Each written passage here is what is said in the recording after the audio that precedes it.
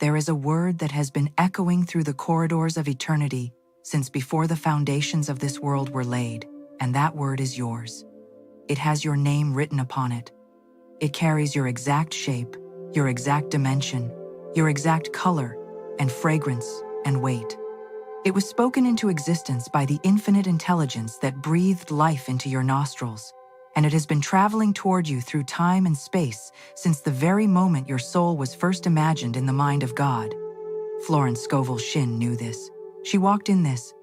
She taught this with a clarity and a boldness that shook the sleeping masses of her age, and she declared without apology that the game of life is not a game of chance. It is not a game of struggle. It is not a game of survival where only the cunning win and the gentle are crushed. The game of life, she said, is a game of boomerangs. Your thoughts, your words, your images, your dominant inner pictures, they go out from you with the speed of lightning, and they return to you laden with exactly what you have been sending. This is not poetry. This is not metaphor. This is the law. This is the immutable, unbreakable, ancient law of the universe, and it operates with mathematical precision in your life, whether you are aware of it or not, whether you believe it or not, whether you welcome it or not. And so we must begin here, at the very root of all things, at the place where your word becomes your world. Florence Scovel Shinn declared boldly that your word is your wand. Not the wand of fairy tales, not the wand of imagination disconnected from reality, but the wand of divine creative power that was given to you as your birthright the moment you arrived on this earth, as a spiritual being having a human experience. Every word you speak is a decree. Every sentence you utter is a command sent out into the invisible substance of the universe, and the universe, which is nothing but responsive, receptive, obedient, divine substance, shapes itself around your command and sends back to you precisely what you have ordered. This is why the careless word has cost so many their harvest. This is why the fearful declaration has robbed so many of their divine inheritance. This is why people walk through this life saying, "I never have enough. I am always sick. Nothing ever works for me. Nobody ever helps me. I am unlucky. I cannot catch a break." And the universe, faithful and precise as it is, says, "So be it. Your word is my command." And it continues to produce the harvest of their own planting. But hear this, and hear it with every fiber of your being. The moment you become conscious, truly conscious, spiritually awakened and alert to the power of your spoken word, everything shifts. The moment you begin to speak from the superconscious mind, from that high place of divine knowing where fear has no residence and lack has no address, the universe begins to reorganize itself on your behalf. The winds change, the tides turn. The invisible doors that appeared to be walls begin to swing open on silent, well-oiled hinges. And you stand in astonishment, watching your world rearrange itself to match the new picture you have been holding, the new word you have been speaking, the new faith you have been wearing as a garment. This is not luck, this is law. This is the law of the Word made flesh, the law of the invisible becoming visible, the law of the God substance within you, reaching out through the medium of your faith and transforming the without to match the within. Florence Scovel Shinn taught that there are 3 departments of the mind: the subconscious, the conscious, and the superconscious. The subconscious is the seat of your habits, your patterns, your deeply buried beliefs, the recordings that have played in the background of your life since childhood. The conscious is where your reasoning, your logic, your ordinary thinking takes place. But the superconscious, the superconscious, that is the God mind within you. That is the place where perfect ideas live. That is the place where your perfect health already exists, where your perfect prosperity already waits, where your perfect relationships already bloom in eternal fullness, where every answer to every question you have ever asked is already prepared and ready for delivery. The superconscious mind is not somewhere above you. It is not locked behind some spiritual achievement you must earn after years of suffering and sacrifice. It is within you. It has always been within you. It is you in your highest, truest, most divine expression. And the moment you learn to go there, the moment you learn to speak from that high place, to see from that high altitude, to love from that great depth, you discover that the universe has been waiting eagerly to respond to the real you, the magnificent you, the you that was made in the image and likeness of infinite good.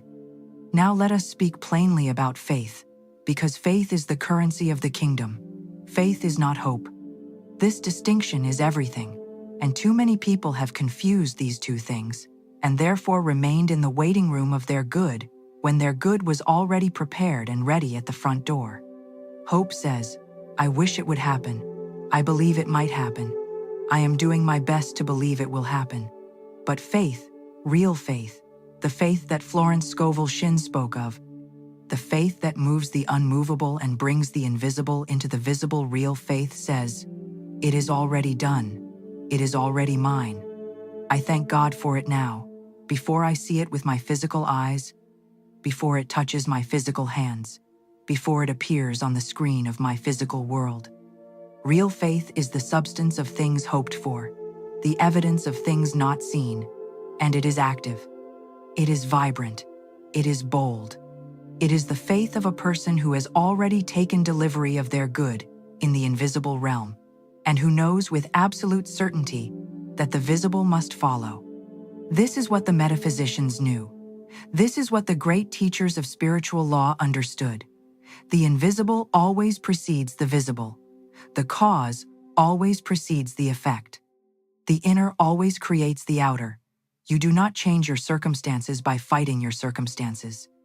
You change your circumstances by changing your inner picture, by changing the dominant vibration of your consciousness, by speaking a new word into the silence of the infinite and holding that word steady with the unwavering conviction of one who knows.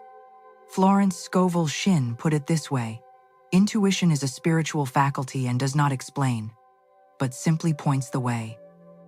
And faith is the engine that drives you down that pointed way without demanding to see the entire road before you take a single step. Faith takes the step, and then the next step is illuminated, and then the next. And this is how the miraculous life is lived, not all at once in a blinding flash of certainty, but step by faithful step, word by powerful word, image by glorious image. You must understand that your imagination is your most powerful creative tool, not your intellect, not your education, not your connections, not your bank account, not your background. Your imagination, the ability to picture, to feel, to sense, to dwell in the reality of your desire, as though it has already manifested. This is the throne room of your creative power.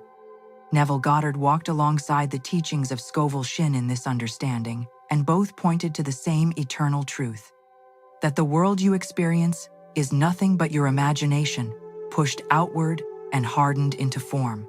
The moment you change what you are imagining, you change what you are creating. The moment you see yourself healthy in your mind's eye, a healing force goes to work in your body.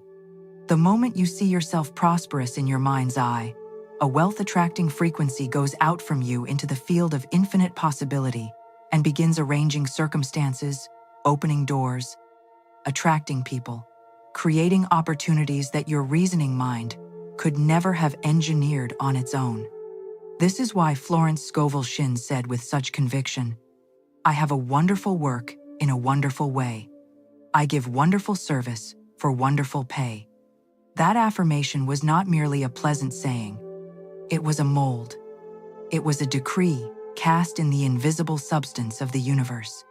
It was a creative word spoken by a conscious creator who understood that the universe does not respond to your need. It responds to your word. It responds to your dominant inner picture. It responds to the feeling tone of your consciousness, to the frequency at which you are vibrating, to the story you are telling most consistently and most passionately about yourself and your life. And so she spoke boldly. She spoke with authority. She spoke from the superconscious place of already received, already done, already manifested good. Now, there is something that must be addressed with the greatest tenderness and the greatest firmness all at once, because it is the one thing that stands between you and everything you have ever dreamed of. It is the one thief that has robbed more divine inheritances than any other force in the human experience. It is fear. Fear is the anti-faith.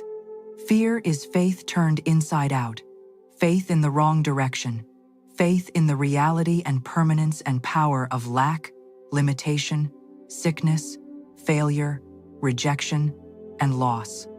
Every time you feel afraid, you are exercising faith, but you are exercising it in the direction of the very thing you do not want.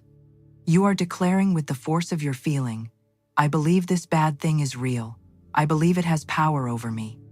I believe it is coming for me. And the law, faithful and impartial as it is, says, so be it. And the thing you feared begins to take shape in your world. Florence Scovel Shinn was absolutely uncompromising on this point. She taught that fear is the only enemy. Not the economy, not your past, not your enemies, not your circumstances, not your lack of education, or resources, or connections. Fear. Fear is the only true poverty, the only true sickness, the only true limitation, because when you fear, you close the channel through which your good flows. When you fear, you place yourself in opposition to the divine current that is always moving in the direction of your highest good. When you fear, you say to the universe, I do not believe your goodness can reach me. I do not believe the supply is sufficient. I do not believe I am worthy, or capable, or chosen. And the universe, operating by law rather than emotion, must take your word for it. But here is the magnificent truth that changes everything. You can choose again. At any moment, in any circumstance, no matter how dire the outer picture, no matter how loud the voice of lack, no matter how persistent the appearance of failure, you can turn, you can pivot, you can speak a new word, you can choose a new inner picture. You can declare with authority from the throne of your superconscious mind, this situation is divinely adjusted. I release all fear. I trust in the goodness of infinite intelligence. I know that my supply is already prepared. I know that my healing is already accomplished. I know that my right doors are opening now. I know that divine love is dissolving every obstacle and clearing my path. And as you speak this, as you feel this, as you hold this with the steadiness of true faith, the outer picture begins to bend. The outer circumstances begin to shift. The invisible machinery of the universe begins to work on your behalf in ways that will astonish you, in ways your reasoning mind could never have predicted or planned. This is what it means to live by divine law rather than human law. Human law says you must work and struggle and fight and compete and prove yourself and earn your way inch by painful inch up the ladder of a system designed to keep most people at the bottom. Divine law says you are already enough. You are already chosen. You are already the heir to an infinite estate. Your good is already prepared. Your right place already exists. Your right people are already moving toward you. Your right opportunities are already taking shape in the invisible realm right now, in this very moment. And they are rushing toward you on the wings of your faith with the speed of divine love. You do not have to earn them. You do not have to deserve them by some external standard of worthiness. You have to receive them. You have to open your hands, open your heart, open your mouth, and receive them with the joy and the confidence and the radical trust of a child who knows without any shadow of doubt that their parents' supply is inexhaustible. Florence Scovel Shinn spoke often of the divine design. She believed, with absolute conviction, that there is a perfect plan for every human life, that before you arrived here, the infinite intelligence that is your source, sketched out in the invisible, the exact blueprint of your highest expression, your greatest joy, your most magnificent contribution. She called it the divine design, and she insisted that it is real, that it is specific, that it contains your perfect health, your perfect wealth, your perfect love, your perfect creative expression, your perfect place in the divine scheme of things. And she also insisted that this divine design is trying to reach you. It is pressing toward you. It is knocking at the door of your consciousness. The only thing that prevents it from manifesting fully in your world is your own resistance to it. Your own fear, your own doubt, your own grip on lesser things, your own insistence on clinging to the small and the familiar, because the small and the familiar feel safe even when it is slowly suffocating the life of your spirit. This is why she taught the practice of releasing your grip on how your good must come, releasing your attachment to the form your blessing must take, releasing your insistence that God must use this particular channel or that particular person or this particular circumstance to bring your supply.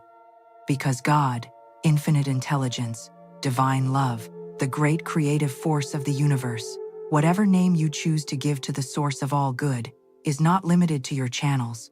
It is not restricted to your timelines. It is not confined to your methods. It can bring your right job through a person you have never met, who lives in a city you have never visited, who happens to be looking for exactly the gift you carry. It can bring your healing through a practitioner you discover by what seems like accident on a morning when everything felt hopeless. It can bring your supply through a completely unexpected avenue that your logical mind never would have entertained as a possibility. This is the nature of the infinite. It operates from abundance, not from scarcity. It operates from creativity, not from convention. It operates from love, not from fear.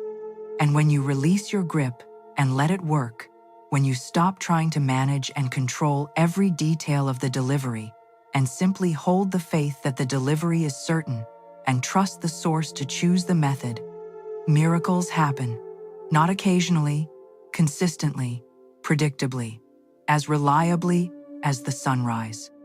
Let us speak now about the spoken word in greater depth, because this is the cornerstone of everything Florence Scovel Shinn taught. She did not merely suggest that your words have power, she demonstrated it. She showed through her work as a practitioner and teacher that specific, deliberate, faith-filled words, spoken with authority from the superconscious mind, could cut through years of accumulated limitation and set a person free in a single moment.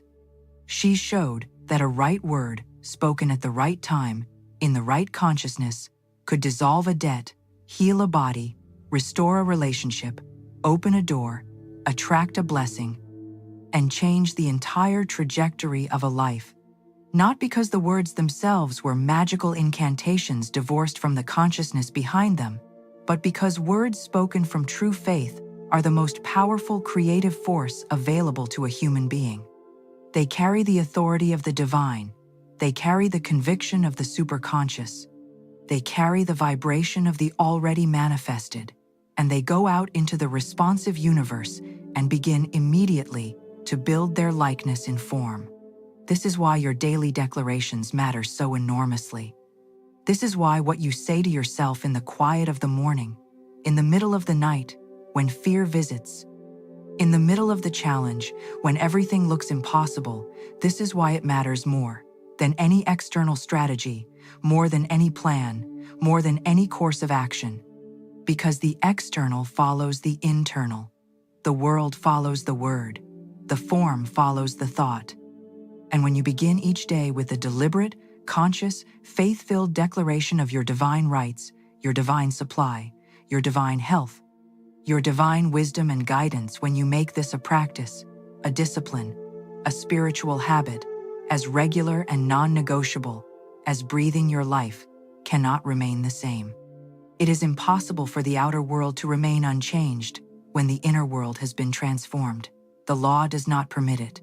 The universe is too responsive, too faithful, too perfectly precise in its operation to leave an inner change without an outer expression. So begin to speak, begin to declare, begin to say with the authority of one who has awakened to their divine nature, I am the child of the living God, and I lack nothing. Divine love now dissolves every obstacle and makes smooth my way.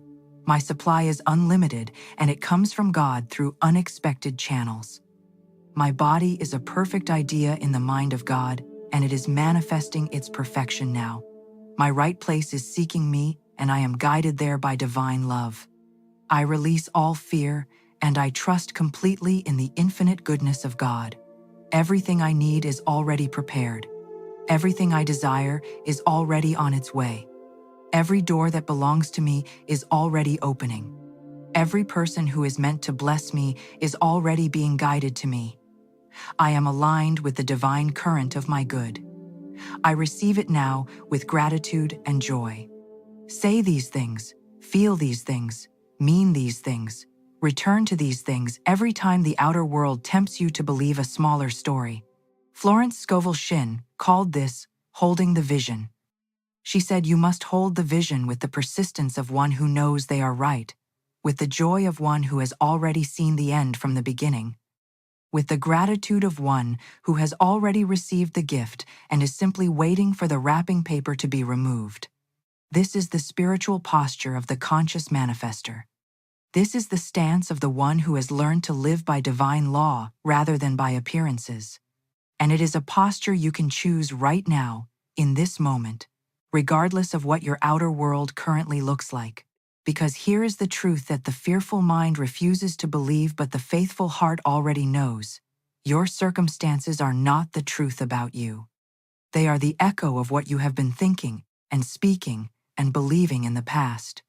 They are old news. They are last season's harvest from last season's planting. And the moment you change your planting, you change your harvest. You do not have to wait for the circumstances to change before you change your inner picture. You must change your inner picture before the circumstances can change. This is the sequence. This is the divine order of things. Inner first, outer second, always, without exception. Every single time. Florence Scovel Shinn spoke about the law of non-resistance with great depth and reverence because she understood that fighting your circumstances with the energy of resistance is one of the surest ways to perpetuate them. What you resist persists. What you battle grows stronger. What you give your fearful, anxious, fighting attention to, you feed with the creative energy of your consciousness, and you make more real. But what you bless, what you release, what you hold in the light of divine love, and speak about with the language of transformation, these things dissolve, these things shift, these things change. The non-resistant approach to life is not passivity, it is not weakness, it is not indifference. It is the most powerful stance a human being can take, because it withdraws the energy of resistance from the problem and redirects it entirely toward the solution. It stops feeding the monster and starts building the miracle. This is why she taught people to bless their enemies, to bless the situations that seemed most threatening, to bless the very things that appeared to be obstacles and limitations. Not because blessing is a nice spiritual gesture that makes you feel better for a moment, but because blessing is a creative act of the highest order. When you bless a situation, you are declaring its divine potential. When you bless a person who seems to be standing in your way, you are releasing the energy of conflict and allowing divine love to rearrange the relationship in accordance with the highest good of all concerned. When you bless a financial situation that looks desperate, you are opening the channel through which divine supply must flow, because you are removing the energetic obstruction of fear and anger and resentment that was blocking it. Blessing is not passive. Blessing is transformative.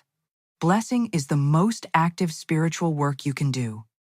Now, let us speak about the divine timing of manifestation, because this is where so many people stumble.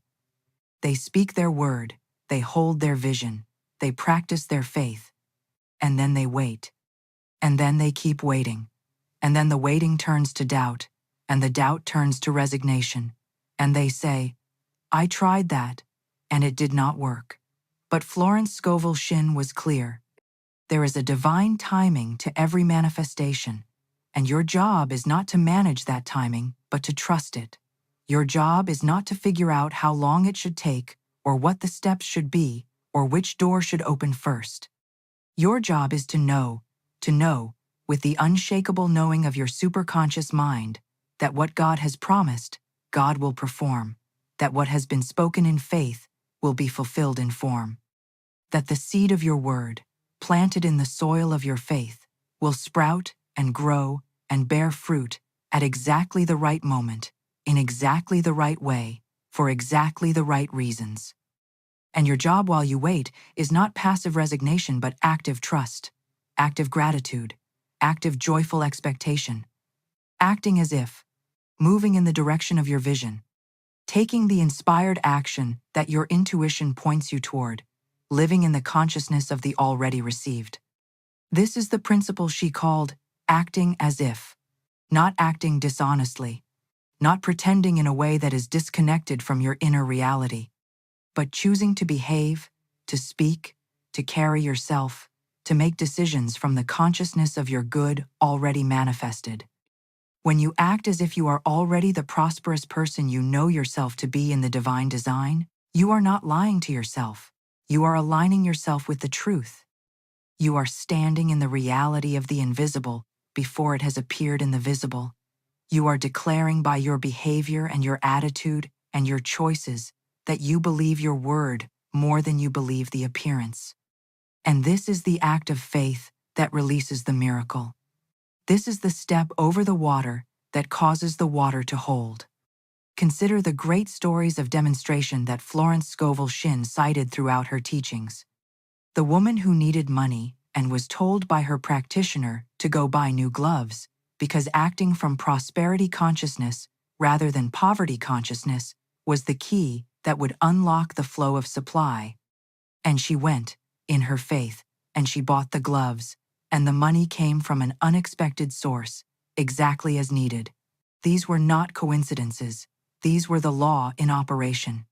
These were the precise, mathematical, unerring response of the universe to a shift in consciousness. When the woman moved from the vibration of scarcity clutching her money in fear, unable to spend even on small necessities, to the vibration of abundance, freely spending on herself from the consciousness that supply was flowing, she changed her signal. She changed the frequency she was broadcasting. And the universe, faithful to the law, changed what it was returning to her. This is the demonstration Florence Scovel Shinn spent her entire career pointing toward. Not the demonstration of willpower, not the demonstration of effort, not the demonstration of self-improvement or positive thinking disconnected from spiritual law, the demonstration of consciousness, the demonstration of the Word made flesh, the demonstration of faith as a living, breathing, active force that moves mountains and fills empty vessels and opens closed doors and transforms desert places into rivers of living water. You must also understand what she taught about your intuition, because your intuition is your direct line to the divine guidance that will lead you step by step into the full manifestation of your divine design.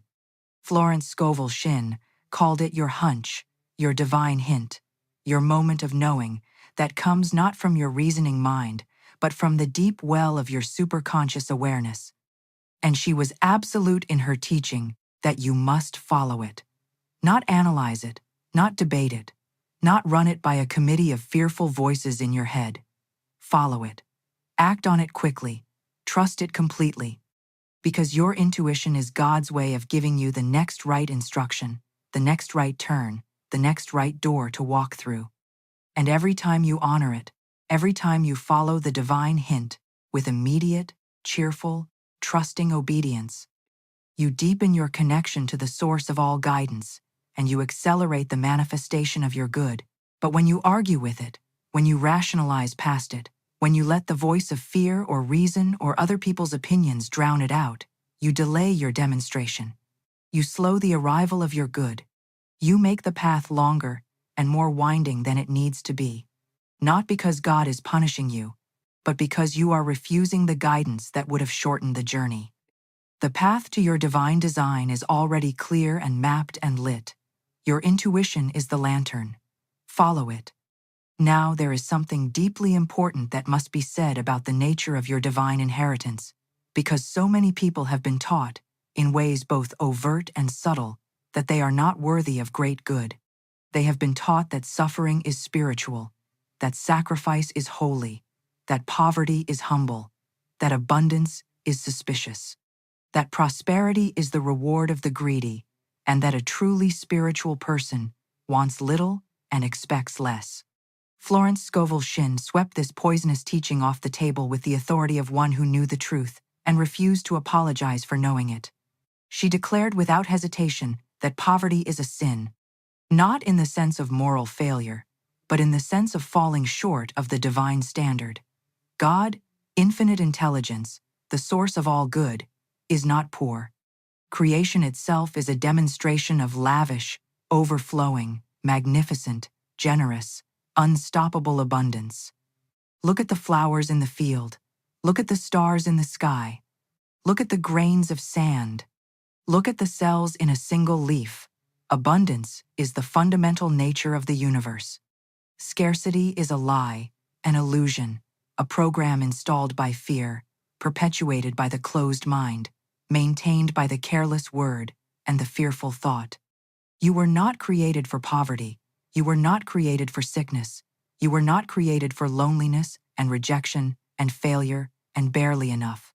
You were created in the image of the living God, who is infinite, inexhaustible, abundant, creative, generous, powerful, and free.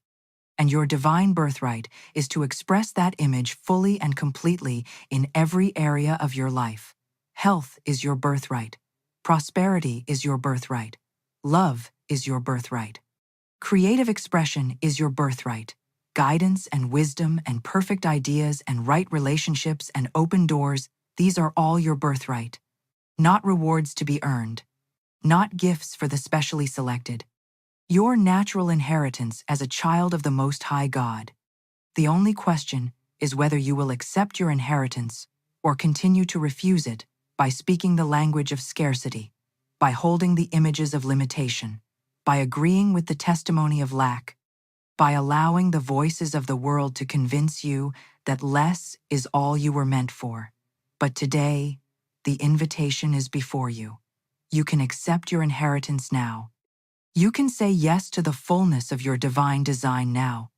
You can begin to speak the language of abundance and faith and certainty and joy now.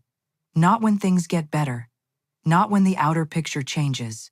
Now, from the inside, from the place of divine knowing, from the superconscious throne of your highest self, where the truth of your magnificence has never been dimmed and the supply of your good has never been interrupted.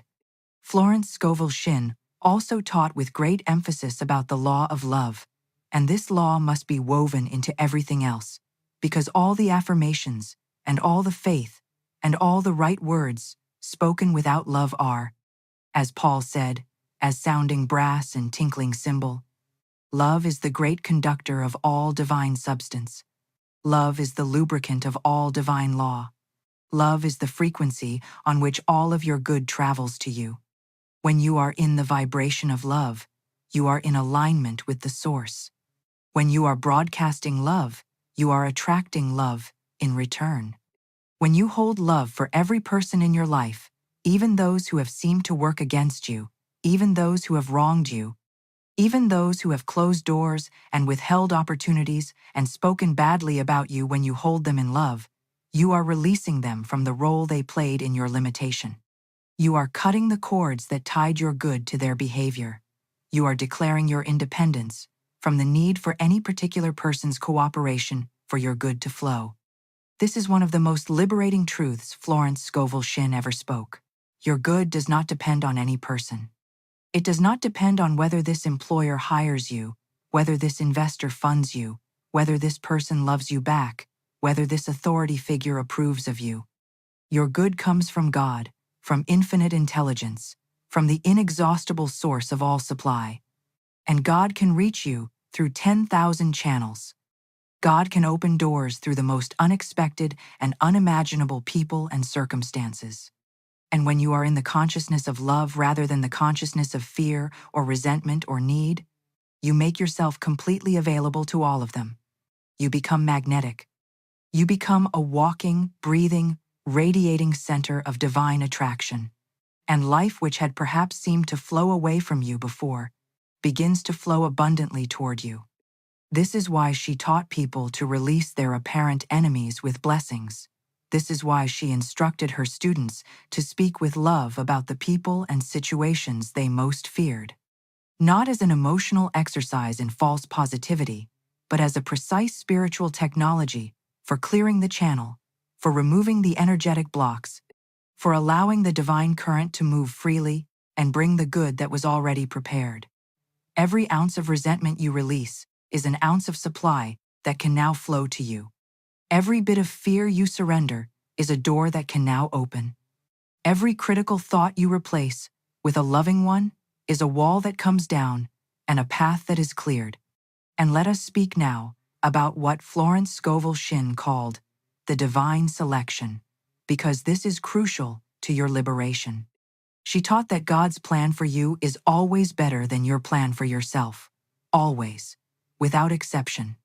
The thing you think you want, the specific form you think your good must take, the particular person or job or circumstance you have decided is your blessing often, what God has prepared for you is so much greater that if you could see it now, you would weep with joy and gratitude that your smaller desire was not fulfilled. This is not a reason to stop desiring. Desire is the language of the soul. Desire is how God shows you the direction of your divine design. But it is a reason to hold your specific desires loosely, to pursue them with faith and joy, while simultaneously remaining completely open to the possibility that the divine fulfillment might arrive in a form even better than you imagined. Behold, I do a new thing, says the Lord. Now it shall spring forth. Shall you not know it? The new thing God does is rarely the thing you mapped out in your strategy session. It is better, it is wiser, it is more complete. It serves not just your desire but your destiny. It blesses not just you but the people around you and the generations that will come after you. When you trust the divine selection, when you say, this or something better, God, your will be done in the most magnificent and perfect way. You release the infinite intelligence of the universe to give you the best possible version of your good, rather than the limited version your human mind could conceive. This is what Florence Scovel Shinn meant when she spoke of the royal road to health, wealth and love and perfect self-expression. Not a road of effort and struggle and self-will and forcing and fighting. A royal road. A road built by divine hands, made smooth by divine love, lit by divine wisdom, and leading with absolute certainty to the full and magnificent expression of everything God designed you to be. You are invited to walk this road. You are invited onto it right now. And the entrance requirement is not perfection. It is not spiritual achievement. It is not a certain level of education or background or circumstance. The entrance requirement is simply this: the decision to trust. The decision to trust God more than you trust your fear. The decision to trust your word more than you trust appearances. The decision to trust the invisible more than the visible. The decision to trust the law more than the limitation. This decision is yours to make in every moment. And every time you make it, every time you choose faith over fear, abundance over scarcity, love over resentment, trust over anxiety, you walk further down the royal road. You move deeper into the territory of your divine design. You come closer to the full, magnificent, extraordinary expression of the life that has been waiting for you since the beginning of time. Florence Scovel Shinn often said, "You will be criticized, but you will find a rainbow." The rainbow is the promise. The promise is certain. The promise was made before the world began, written in the invisible substance of eternity, and it has your name on it. You will encounter rain. You will encounter the darkness of the cloud. You will have moments when the outer picture looks nothing like what you have been declaring and holding in faith. But the rainbow is coming. Your demonstration is coming. Your good is coming. And it is coming, not in spite of the darkness, but often directly through it, because it is in the darkness that your faith proves itself real, that your trust moves from intellectual assent to genuine spiritual knowing, that you graduate from believing in the law when things are going well, to trusting in the law when everything seems to contradict it. And that graduation is everything. That is when you become truly powerful. That is when you become truly unshakable. That is when you become what Florence Scovel Shinn called a game changer. A person whose consciousness is so clear, whose faith is so steady, whose word is so consistent that the universe cannot help but respond quickly and abundantly, because you are no longer sending mixed signals. You are no longer vacillating between faith and fear, between your affirmation and your argument, between your vision and your doubt. You are single, you are clear, you are steady. And the universe, which is always reading your dominant signal, responds to that steadiness with breathtaking speed and generosity. You are a manifesting being. You cannot stop manifesting any more than the sun can stop shining or the ocean can stop moving. The only question is what you are manifesting, whether you are doing it consciously or unconsciously, whether you are doing it from faith or from fear, whether you are creating by divine law or by default. And the answer to that question is determined moment by moment by the words you speak, the thoughts you dwell on, the inner pictures you hold, the feelings you cultivate, the God you choose to trust. Choose now. Choose the God who says your supply is unlimited. Choose the God who says your healing is already done. Choose the God who says your right place is seeking you. Choose the God who says your good is coming now, that your demonstratin' is this day, that your rainbow is rising behind the very cloud that seemed most threatening. Choose the law of faith over the law of fear. Choose the word of abundance over the word of lack. Choose the image of your divine design over the image of your present limitation. Choose, in this moment, to believe what God says about you more than you believe what the world has shown you. Choose to be a conscious creator, a divine manifester, a walking demonstration of what happens when a human being stops fighting against the law and starts working with it, stops running from their good and starts receiving it, stops doubting their divine design and starts walking boldly into it. Florence Scovel Shinn said, "The secret of life is not to have everything you want, but to want and to use everything you have. Use your faith. It is there, in you, waiting to be activated. Use your word. It is powerful beyond your current understanding. Use your imagination. It is the creative womb from which your new world will be born. Use your love. It is the highest frequency available to a human being, and it will transform everything it touches. Use your intuition. It is God's voice speaking directly to your spirit. Use your gratitude. It is the magnet that draws your good with irresistible force. Use every spiritual tool you have been given. Use them daily. Use them consistently. Use them boldly. Use them with joy. And then stand back and watch what the living God, the infinite intelligence that loves you with a love that surpasses all understanding, the divine source that has been preparing your good since before you were born, the eternal goodness that never sleeps and never fails and never runs out and never gives up on you. Stand back and watch what this God will do when you finally, fully, joyfully, decisively release yourself into trust and allow the royal road to carry you home to the life you were always meant to live. You were made for this. You were made for the fullness. You were made for the abundance. You were made for the demonstration. You were made to be a living, breathing, walking, speaking proof that God is good and that divine law works and that faith is the most powerful force in the universe and that the spoken word of a conscious creator is a wand of infinite possibility. Go now and speak your good into being. Go now and hold your vision steady. Go now and trust the timing. Go now and bless everything in your path. Go now and release every fear that tries to attach itself to your spirit. Go now and walk as the royal child of the infinite that you have always been. Go now and receive the demonstration. Go now and live in the consciousness of your already manifested good. Go now in faith and do not look back. Your rainbow is rising. Your supply is flowing. Your doors are opening. Your perfect life is coming to meet you on the royal road of faith. Walk toward it. Walk boldly. Walk joyfully. Walk with the certainty of one who knows the law and trusts the God who made it. And as Florence Scovel Shinn declared for all who dared to truly hear, Infinite Spirit, Open the way for great abundance for me. I am an irresistible magnet for all that belongs to me by divine right. I now draw to me my own. My own comes to me now, under grace, in perfect ways. So be it, and so it is. Beloved soul, listen closely. You are not chasing money. Money is finding you. You are not begging for abundance. Abundance is recognizing you. You are not separate from wealth. You are the essence through which wealth expresses itself. Every breath you take, every heartbeat that sustains you, is already proof that divine substance flows to you without resistance. That same current that gives you air, gives you prosperity. Money is not against you. Money is not judging you. Money is not hiding from you. Money loves you. Say that silently and let it vibrate in your heart. Money loves me. Feel the truth behind it.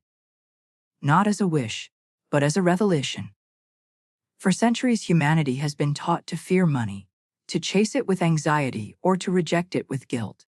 But the law of divine supply says what you fear flees, what you love returns. So when you say, money loves me, you are not making an affirmation of greed.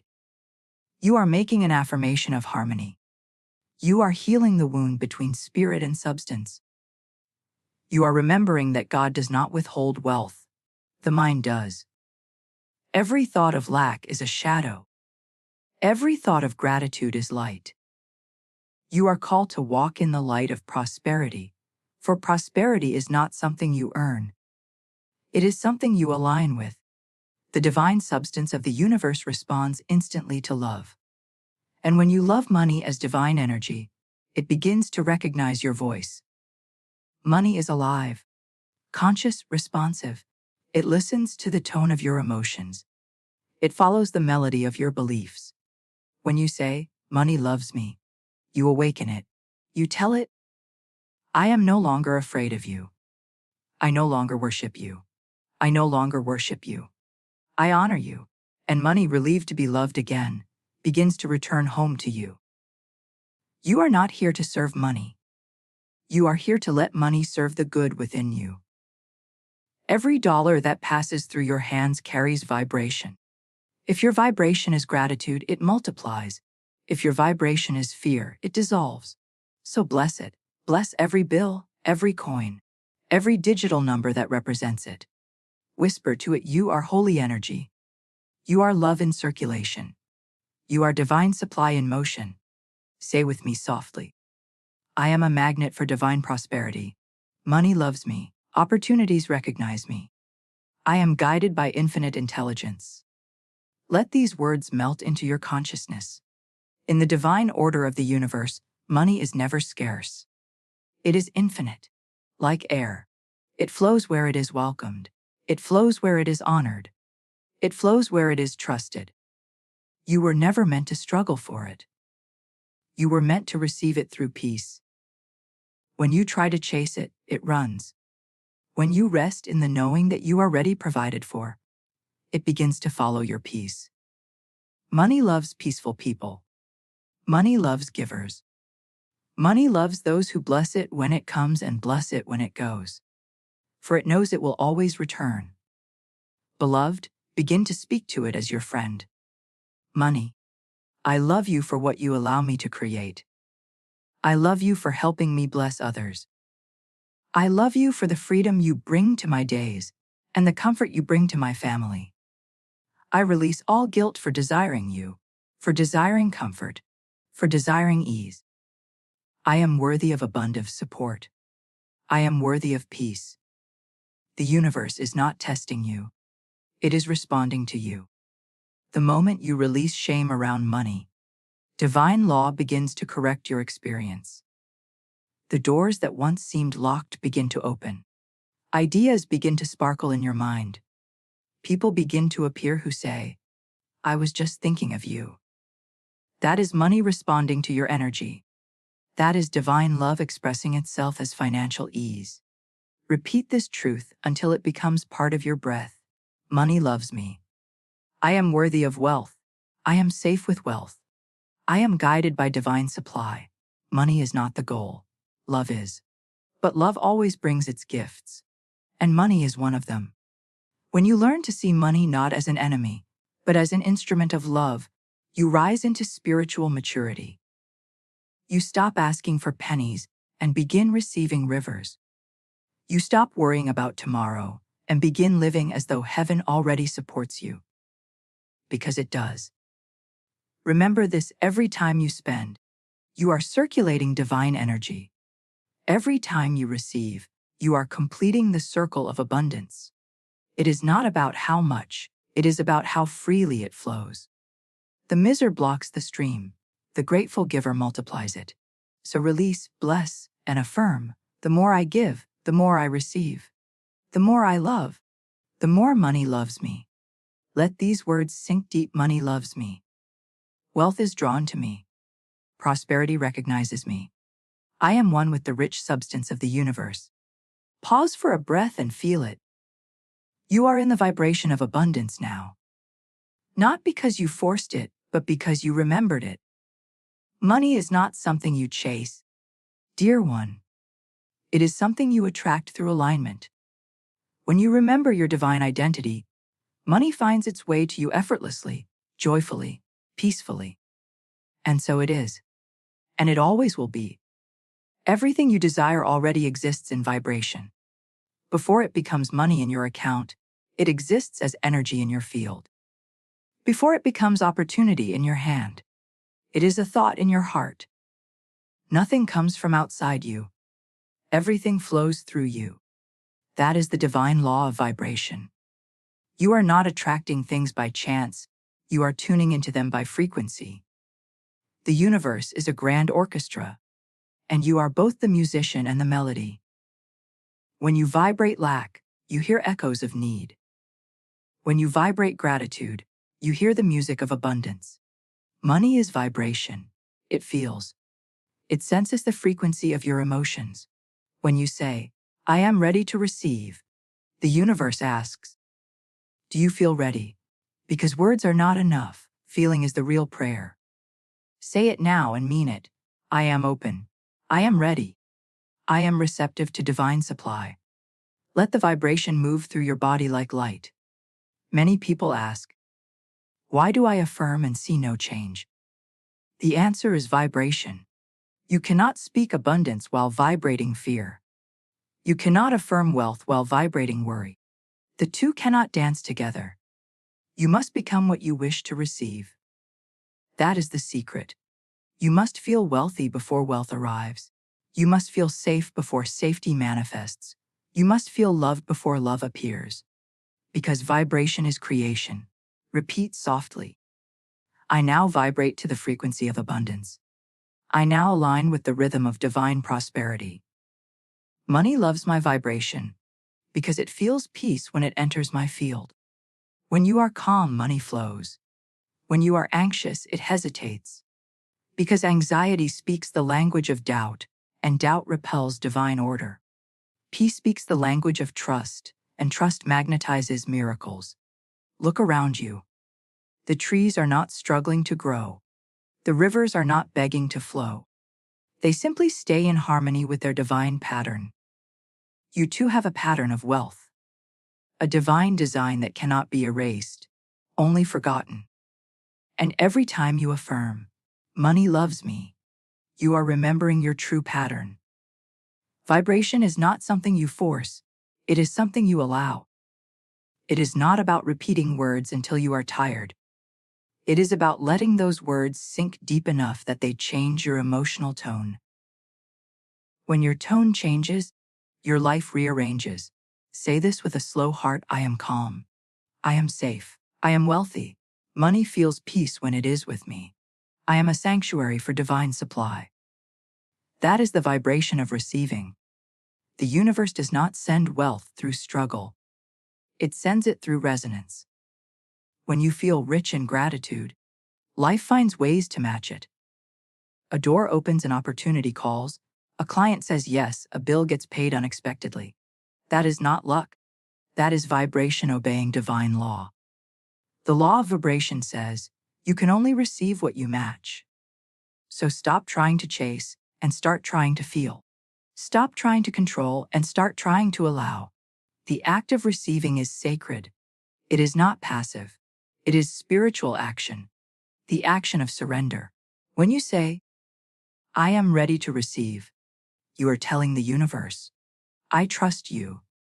And the moment trust enters your heart, resistance leaves.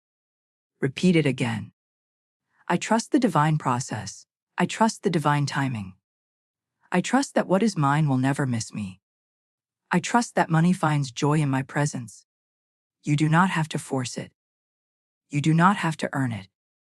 You simply have to become a match for it. Your energy introduces you before your words do. When your vibration says, I am abundant, people feel it. Opportunities feel it. The right connections feel it. You do not need to convince the world. The vibration does it for you. That is why you must watch your thoughts, protect your emotions, and guard your peace. Peace is your wealth frequency. Gratitude is your signal to the universe. Love is your magnet. Say it with faith. I love the vibration of money. I love the vibration of ease. I love the vibration of freedom. I love being in harmony with divine supply. There is no competition in divine law. You do not steal someone's blessing by receiving yours. The supply is infinite. When you raise your vibration, you do not take. You tune in. The airwaves of abundance are always broadcasting. You simply decide to tune your heart to the right channel. If you wish to change your finances, do not fight the outside. Change the inner. Feel wealthy when you wake up. Feel grateful when you eat. Feel rich when you breathe. That vibration sends a signal stronger than any action alone. And then, when you act, your actions carry divine energy. Every idea becomes magnetic. Every effort becomes multiplied. Because when vibration and action unite, manifestation becomes inevitable. Say softly, my vibration is my invitation. I invite abundance. I invite wealth. I invite divine surprises.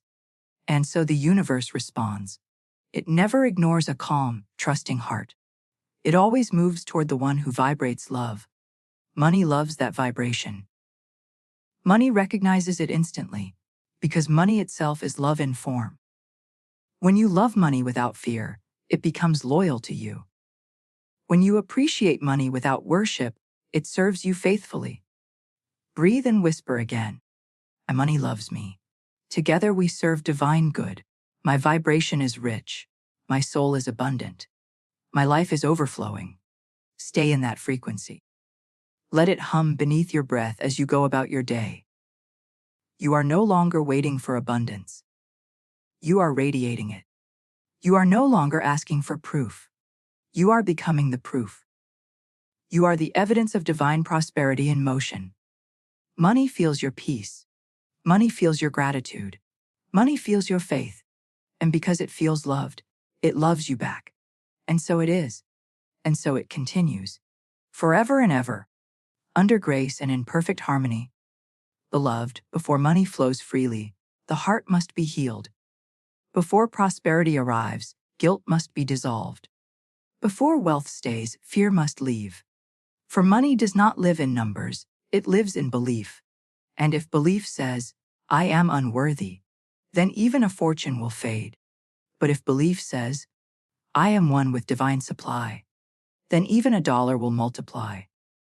You were not born with lack. You were taught it. You were not born with fear of money. You inherited it from generations that suffered. But now, you are the bridge of healing. You are the turning point of the bloodline. You are the one who says, it ends with me. Say it now.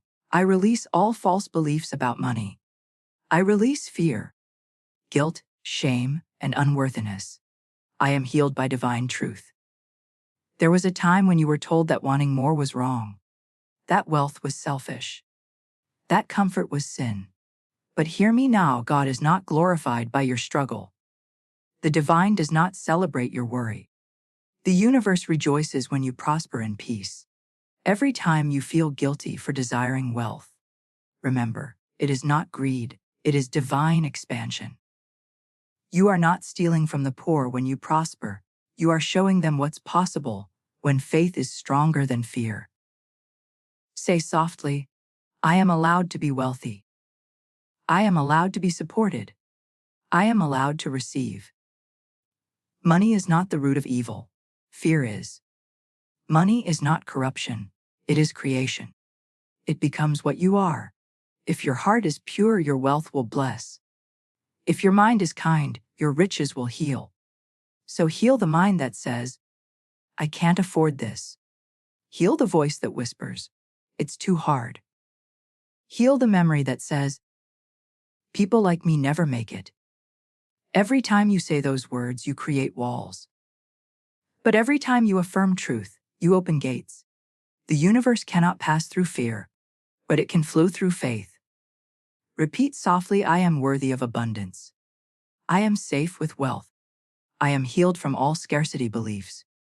Money feels peace in my hands. I am the divine distributor of good. Do not blame yourself for old beliefs. You were only repeating what you saw. But now that you know better, speak better. For words are the sculptors of reality. Every word is a tool in your hands, carving your new life. Instead of saying, I can't aligned yet. Instead of saying, I never have enough.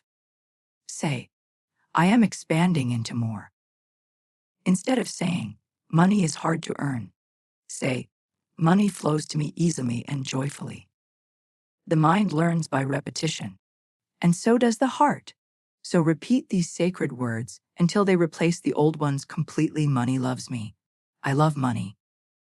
I am a clear, healed, open vessel for divine wealth. I am forgiven, I am free, I am flowing. Every belief of lack is a bruise in the subconscious. But affirmation is light, and light heals. When you speak abundance daily, you are bathing your inner child in the love it never received. You are telling that younger you, it's safe now. We are supported now. The struggle is your eyes, and imagine your inner child holding a golden coin. That coin shines with divine light. It is not money from the world. It is money from the infinite. It represents peace, security, trust, and joy. Now see that child smile and say, money loves me. Let that moment heal the memory of every time you were told, we can't afford it. Let it rewrite every memory of fear and lack. Let it dissolve every guilt of wanting more. Say a lie, I am not my past. I am my divine potential. I am not what they told me about money. I am what divine law says I am. Prosperous, protected, and loved. Money is not something you chase, it is something you allow. The more you forgive yourself, the more you allow. The more you release resentment, the more space you make for blessings to enter. Forgive your past self for the debts. Forgive your parents for their fears. Forgive society for its lies. And whisper, I forgive and I am free. I forgive and I prosper. I forgive and I rise. Forgiveness heals the energy field, and healed energy is magnetic. Nothing repels money faster than guilt, and nothing attracts it faster than peace. So walk in peace. Speak peace. Spend with peace. And when money comes, say, welcome, my friend. When money goes, say, thank you for serving your purpose. This is how you heal your relationship with wealth. Money is not against you. It has been waiting for you to stop fighting it. It is ready to dance with you again. Gently, joyfully, abundantly.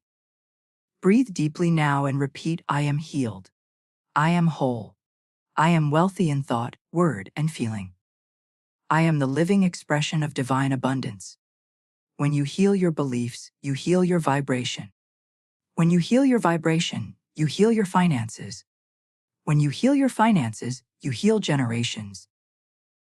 The energy that once carried fear now carries light. The pattern that once attracted struggle now attracts support. Because you remembered the truth, money was never the enemy. Fear was.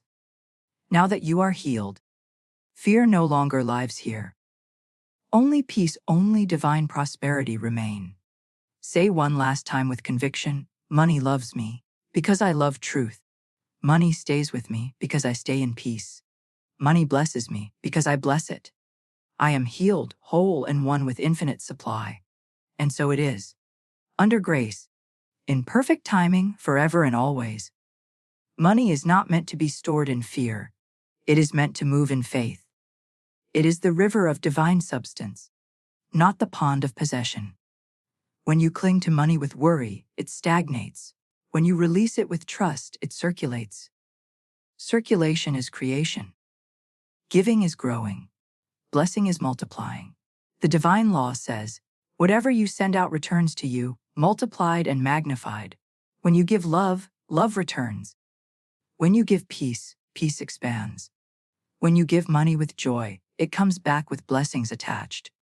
Say softly, I am a channel of divine circulation. Money flows through me easily and joyfully. Every dollar I spend blesses all it touches and returns to me tenfold. You see, many people hold money with clenched fists, thinking that safety lies in control. But safety does not live in control. It lives in faith. What is held too tightly cannot breathe. What cannot breathe cannot grow. You cannot serve divine law with fear in your hands. Money is alive. It wants to move. It wants to work for good. When you bless money as it leaves your hand, you are telling the universe, I trust the flow. And the universe, hearing your trust, sends the current back stronger. Repeat this gently. Every dollar I spend returns multiplied. Every bill I pay blesses the world and blesses me. I am not losing. I am circulating divine energy. You are not losing money when you give. You are planting it. You are not wasting it when you bless. You are watering it. The soil of gratitude guarantees the harvest. Say it again, I give in joy, and I receive in grace. Even tithing, when done in love, is not an obligation but a vibration. A sacred acknowledgement that all good comes from God and returns to God. When you give your 10% with peace, the remaining 90 becomes blessed beyond measure. The miser feels fear and calls it wisdom. But divine wisdom is generosity without attachment. For every seed kept in the hand dies unused, but every seed planted grows in silence. Money grows in silence too. The quiet act of blessing it as you release it. The whispered, thank you pay. The gentle smile as you give. These unseen moments multiply your prosperity. Say softly, money loves to serve through me. I am not afraid to let it go, because it always finds its way back home to me. The ocean never fears giving a wave to the shore. It knows that what goes out will return. You too are an ocean of divine substance. You cannot run out. You can only run over. So when you give, give with a smile. When you pay, say, this money blesses all it touches. When you receive, say, thank you, divine source, for trusting me with more. Every act of circulation proves that the universe is alive and responsive. The more you bless what you release, the faster it returns. The more you appreciate what you receive, the more doors open. Repeat with faith, I bless my money as it goes. I bless my income as it comes. I bless every channel through which divine supply flows. I am open, I am giving, I am abundant. You were never meant to hoard, you were meant to harmonize.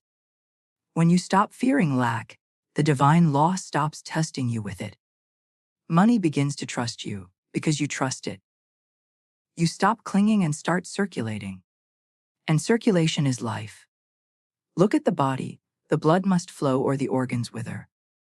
Look at the sky, the wind must move or the air grows heavy.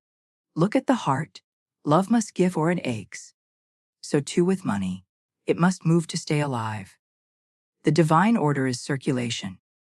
What you give with joy cannot be lost. What you release in faith cannot be wasted. What you send in love cannot vanish. It multiplies invisibly and returns when you least expect it. Say now, money moves through me as divine current. I am a river of wealth, I give freely. I receive abundantly. I circulate divine blessings everywhere I go. The more peace you feel in giving, the more ease you feel in receiving. The more love you pour into your transactions, the more harmony fills your life. Soon you begin to see. It was never about spending or saving. It was always about circulating divine love through every form called. Oh, beloved, the secret of abundance is not more.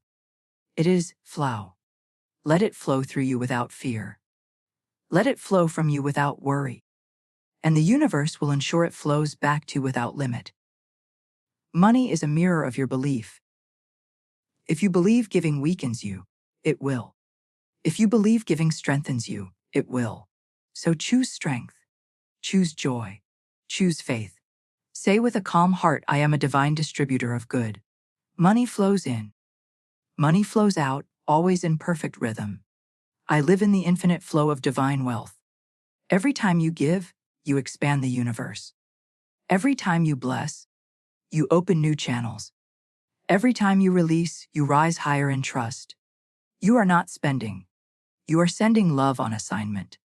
Every note, every coin, every transaction carries your vibration. Let it carry peace. Let it carry gratitude.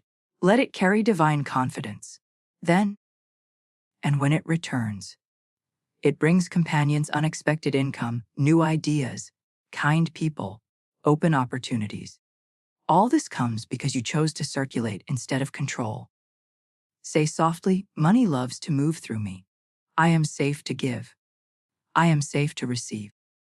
I am part of the divine circulation of infinite supply. Now feel that flow. It moves through you like golden light. From the source, through your heart, to the world, and back again. You are not the end of the flow. You are the channel. And as long as the channel stays open, the river never runs dry. Money is flowing. Blessings are flowing. Yuat is all divine, and so it is. And so it continues, endlessly, under grace and in perfect harmony. Beloved soul, the outer world is only a mirror. Whatever you see in your finances is not punishment. It is reflection. Money does not come to prove your worth. It comes to reveal what you believe about it. When the inner world says, I am abundant, the outer world agrees. When the inner world says, I am afraid, the outer world echoes that fear. Everything you experience in your finances is feedback from your faith. And so the spiritual law says, as within so without. The condition of your bank account is not your destiny. It is your vibration written in numbers. Say softly, my outer world mirrors my inner belief. I now choose faith over fear, gratitude over worry, and abundance over lack. Money does not appear by force. It appears by reflection. When you hold an image of plenty in your mind and gratitude in your heart, the universe must copy that pattern. It has no choice. The universe is a faithful mirror. It never disobeys your vibration. If you say, I never have enough, the mirror agrees. If you say, I am always provided for, the mirror agrees again. So speak what you want to see, not what you fear to feel. You do not fix a mirror by wiping the glass. You fix it by changing the image it reflects. You do not fix money by chasing it outside. You fix it by changing the thought within. Say this now. I am wealthy in emotion. I am abundant in word. Therefore, my outer life must reflect inner prosperity. There are no neutral thoughts. Every word you speak about money carries power. When you say, I can't afford, you shut the door. When you say, I'm open to the gates of heaven. Money is not listening to your logic, it listens to your language. Your words are commands. Your affirmations are instructions to the universe. So every time you speak, speak as a creator. Say, I am grateful for the abundance I see, and for the abundance I am becoming. The poor in spirit are not those without money. They are those who forgot they are creators. True wealth begins in remembrance. You must remember that you are the image and likeness of infinite supply, not a beggar of it.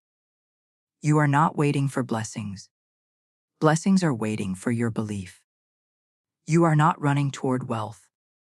Wealth is waiting for you to recognize it already surrounds you. Say with feeling, I see prosperity everywhere I go. I bless the wealth I see in others. I mirror it within myself. I am rich in consciousness. When you bless another's success, you become a match for it.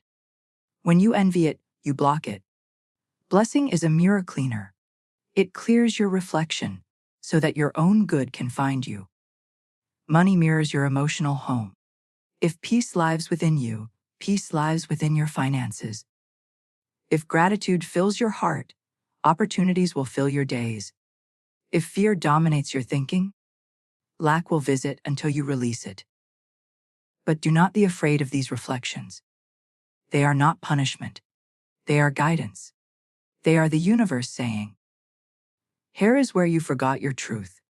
Each moment of lack is a loving reminder to return to abundance.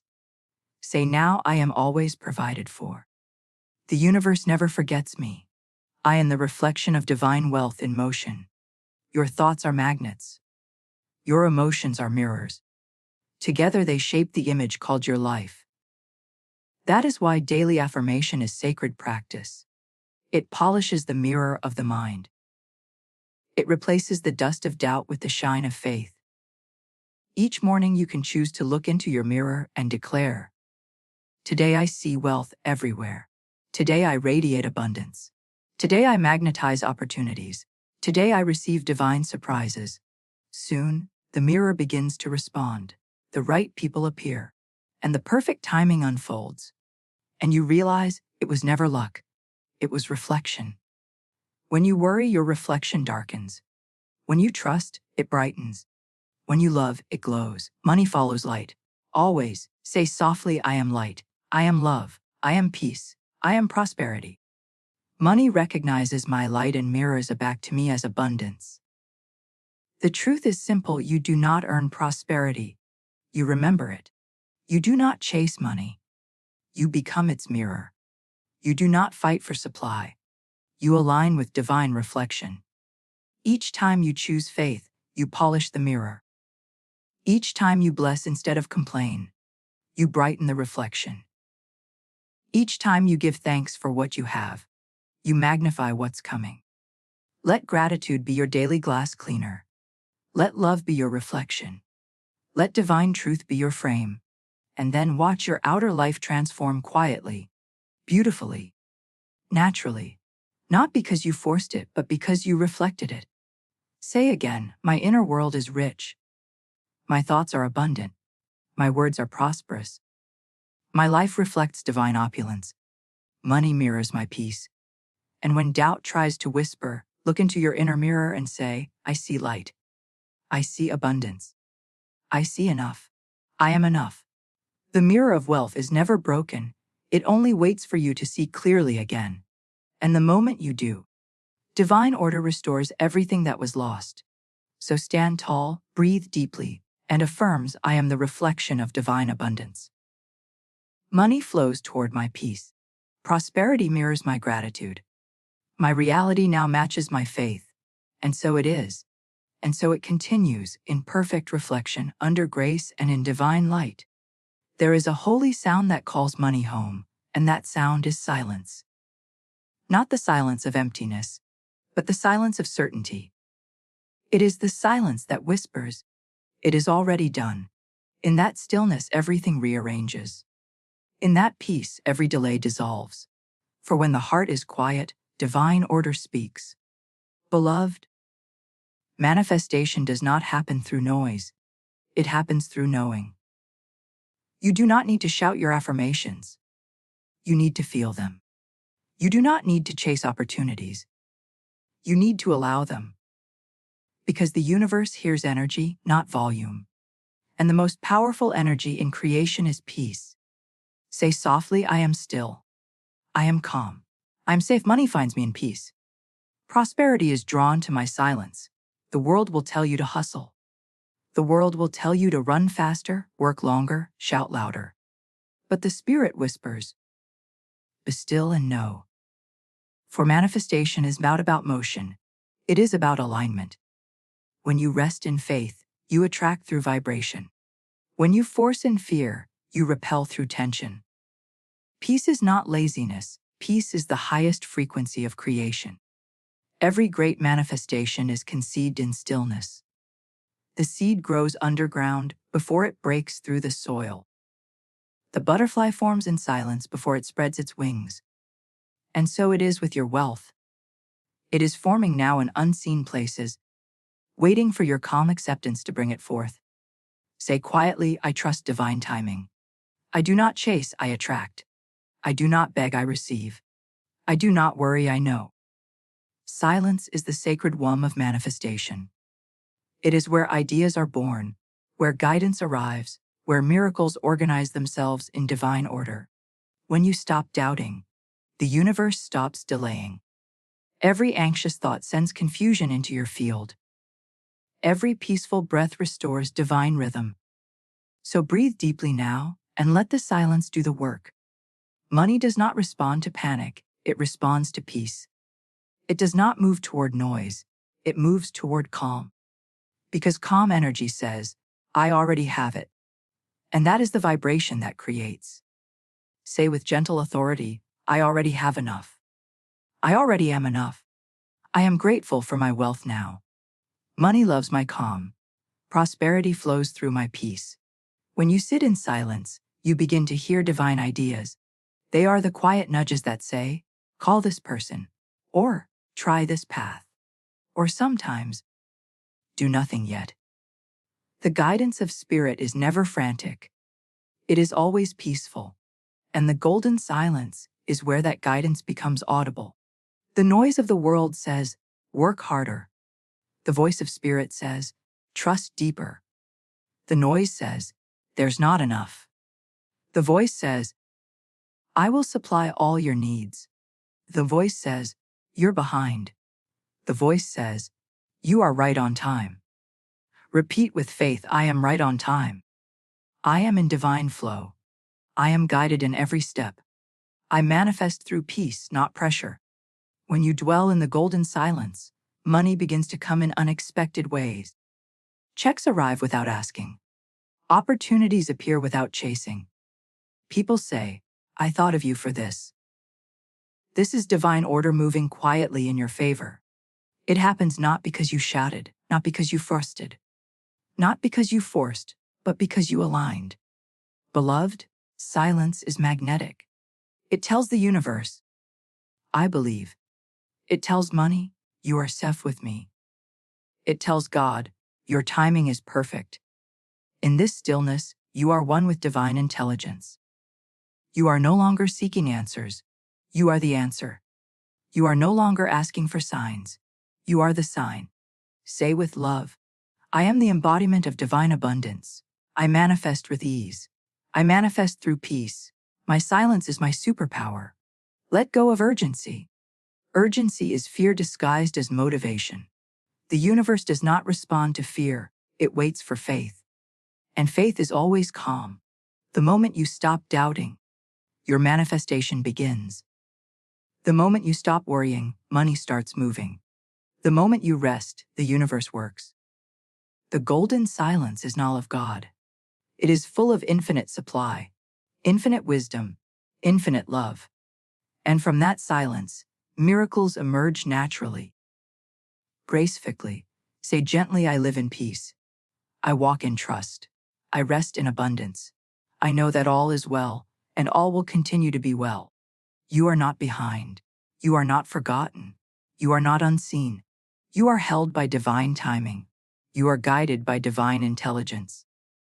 And your wealth is unfolding even now, under grace and in perfect harmony. Let your silence become your prayer. Let your peace become your magnet. Let your stillness become your strategy. And when the world asks, how did you do it? You will smile and say, I did not chase. I aligned. I was still. And it came. I say once more, I am still and know. I am peace, and peace attracts abundance. Money loves my calm energy. Divine order is working for me now. And so it is. And so it will always be, in the golden silence of manifestation. Beloved, everything you have learned returns to this single truth. Love is prosperity. For when you live as love, you cannot live in lack. Love is the currency of heaven, and money is its messenger on earth. When you think, speak, and act in love, you are already rich, rich in vibration, rich in peace, rich in divine connection. Say softly, I live as love. I live as prosperity. Money follows love, and love flows through me endlessly. There is no separation between spiritual life and financial life. They are one river, not two. When you love what you do, you multiply the divine substance around you. When you love who you are, you open the gates of supply. When you love others freely, you create channels through which miracles travel back to you. Love never asks, will I have enough? Love says, I am enough. Love never fears giving. Love knows that what it gives returns multiplied. Say gently, I am enough. I have enough. I give enough. I receive enough. I am divine abundance embodied. The true millionaire is the one whose heart is filled with peace. The true wealthy one is the soul who blesses even the smallest coin. You are that soul now. You are no longer waiting for proof of prosperity. You are living it by thought, by tone, by tenderness. When you bless the morning sun, wealth hears you. When you smile at a stranger, opportunity smiles back. When you give without fear, you become the hands of God distributing good. Say again, I am the hands of divine abundance. I am the voice of prosperity. I am the heart of generosity. I am love in motion. There was a time when you believed money would complete you. Now you see, you were never incomplete. Money is not the master, it is the mirror. When love expands inside you, wealth simply reflects it. You are no longer chasing, you are creating. You are no longer striving, you are allowing. You are no longer wishing, you are witnessing divine law in action. Every breath you take is a transaction of abundance. Inhale faith, exhale gratitude. Every heartbeat is a receipt of supply. The universe confirming, you are supported.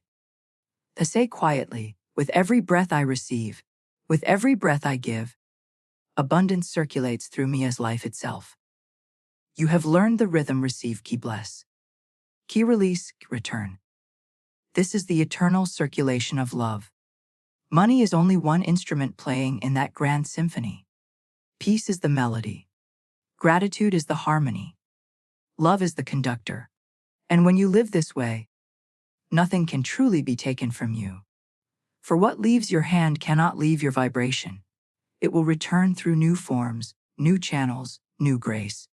Say once more, I bless all that goes. I welcome all that comes. I live in divine circulation. I live in divine love. The future no longer frightens you, because you have entered timelessness. You know that divine supply never sleeps, never pauses, never fails. Even now, unseen opportunities are aligning. Unseen helpers are preparing, unseen finding its path toward you. Be still and smile. You have become the magnet. Not because of struggle, but because of surrender. Not because of greed, but because of grace. Say softly, I surrender to divine order. I live under grace. I walk in overflowing good. Everything I touch is blessed, multiplied, and made holy. This is the way of spiritual prosperity. Not grasping, but glowing, not hoarding, but harmonizing, not fearing, but flowering. Love is the seed, faith is the soil, gratitude is the rain, and peace is the harvest. You have planted well. You have watered daily with words of power. Now watch your garden grow without limit. Say gently, I reap miracles daily. I live in infinite supply. Money loves me. I love all that is, and in that love, lack dissolves forever. Fear melts, shame disappears. Effort turns into ease. You stand as the living testimony that divine abundance is real. Not someday, not somehow, but here, now, always. Close your eyes and breathe this final truth into your heart. I am one with the rich substance of the universe. Money loves me, and I love the circulation of good. I live as love. I live as prosperity. I live as divine light in form. Let that vibration expand outward, touching your home, your family, your work, your dreams. Everything responds to this new frequency. Everything aligns with this new identity. You have remembered who you are, a divine being, endlessly supplied, eternally loved, forever abundant, and so it is, and so it continues, under grace in perfect harmony without end, forever flowing, forever giving, forever receiving.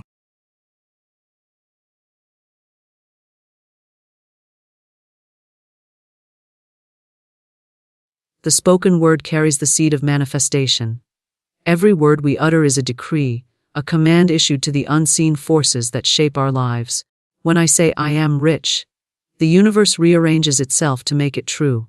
The invisible law listens, and the vibration of my speech attracts its likeness, just as a magnet draws iron filings. Riches do not come from effort alone. They are summoned by alignment with the unseen law of supply. My word is my wand, and with it I write my fortune upon the canvas of life. Poverty is not real substance. It is a shadow, the absence of recognition of infinite supply. Wealth is the natural state, ever present, waiting only for my acknowledgement. When I spoke the word of abundance, I shifted my inner pattern, and everything outside obeyed. The outer is but the picture, the inner word is the film that creates it. One spoken word of faith outweighs years of striving, for faith is the key that unlocks the treasure chest of heaven. I once believed riches were far off, tied to effort, struggle, and chance. But when I spoke, I am ultra-rich, a new law began to operate. I saw that my wealth was already established in the invisible, waiting for my claim. As I declared it, doors opened that were hidden before. People, opportunities, and ideas aligned as if summoned by a higher hand. The spoken word had gone forth like a seed and returned multiplied, pressed down, shaken together, running over. Every word has a vibration, and every vibration calls forth its twin. Words of lack summon lack. Words of doubt summon delay. But words of wealth summon wealth. And words of joy summon joy. The tongue is the rudder that steers the ship of life. Many drift because they let careless words direct them into barren waters. But the moment one speaks deliberately, with faith and certainty, the ship turns toward the harbor of abundance. To speak wealth is to affirm truth, for lack is the lie. The universe was born rich, overflowing with gold in the earth, pearls in the sea, harvest in the field. Supply is endless, as boundless as the stars. When I say, I am ultra-rich, I align myself with the eternal current of increase. My word pierces the veil of appearances, and calls forth the hidden good that was mine from the beginning. The world echoes my declaration. The law cannot deny me what I claim in faith. When I spoke, wealth hurried to meet me. It clothed itself as money, as opportunities, as gifts, as sudden favor. Every form is only the shadow of the word I spoke. To say, I am ultra-rich, is to strike the tuning fork of infinite abundance, and all things rush to harmonize with that sound. The spoken word is a decree that shapes destiny. When I speak, I send out a vibration that echoes through the unseen, stirring forces that must respond. Every word uttered carries a power beyond the mind's comprehension, for words are not idle sounds but living seeds. They contain within them the pattern of the future, and once spoken, they begin to draw circumstances, events, and people to fulfill what was declared. Words never fall to the ground empty, they are clothed with substance and return multiplied. To speak is to command, to decree, to call forth what already exists in the invisible into visible form. The ancient law is precise: whatsoever a man declares, believing, he shall receive. Many live unaware of this law, scattering words of doubt, complaint, and fear, and then marvel when those very conditions appear in their lives. They do not see that the words they have spoken were the blueprint, and life merely built upon that design. The tongue is the rudder of destiny. A careless phrase can direct the ship into storms, while a deliberate word of power steers it into safe harbors overflowing with supply. Nothing is more powerful than the word spoken with conviction, for it is the bridge between thought and manifestation. From the beginning, creation itself was spoken. The world was not carved by hands but called forth by sound, by the decree of the word. That same creative principle flows through every individual. The voice carries authority because it aligns with universal law. When I speak, I am not simply expressing an idea, I am activating the law of vibration and attraction. Words of health draw health, words of peace draw peace. Words of wealth draw wealth. It cannot be otherwise, for the law is impersonal, exact, and unfailing. The decree goes forth and must return in its likeness. When one speaks with faith, every unseen force rushes to obey. Invisible messengers are set into motion, arranging details that the mind could not plan. Opportunities appear, doors swing open, solutions arrive, often in ways too marvelous to imagine. The decree sets this into action, for the word contains the command. The decree does not plead, it knows. To decree is to affirm as already established. The spoken word does not ask, will it come? But declares, it is so. And the universe echoes back the truth of that declaration. Every life is shaped not by outer conditions but by inner words released into speech. Some wonder why struggles repeat, why lack persists, why doors remain closed. They do not see that their constant repetition of lack, fear, or failure has sealed those experiences into form. To say, I cannot afford, is to write poverty into the script of life. To declare, nothing ever works out for me, is to bind oneself to disappointment. But the moment one changes the decree, the picture begins to change. When words shift from complaint to affirmation, from fear to faith, a new current is set in motion, and destiny begins to realign. The spoken word must be chosen with care, for it is a creative instrument. Every phrase is a brushstroke on the canvas of life. Speak of limitation, and the canvas fills with barriers. Speak of freedom, and the way opens wide. Words are not small, they are vast forces condensed into sound. They are lightning bolts of power, striking into the invisible and forming patterns that later materialize. To speak with awareness is to wield the most powerful tool given to humanity. To speak without awareness is to surrender destiny to chance, but in truth, there is no chance, only law responding to the decree. One word spoken in authority outweighs 1,000 thoughts. Thought unspoken is seed stored. It may or may not take root, but the moment it is spoken, it is planted, and the soil of the unseen goes to work. Just as a farmer sows in expectation of harvest, so does every word carry within it a harvest of like kind. The harvest may not appear immediately, but it is certain. Time is merely the process of unfolding what has already been planted. The wise one watches their words, knowing each one carries destiny within it.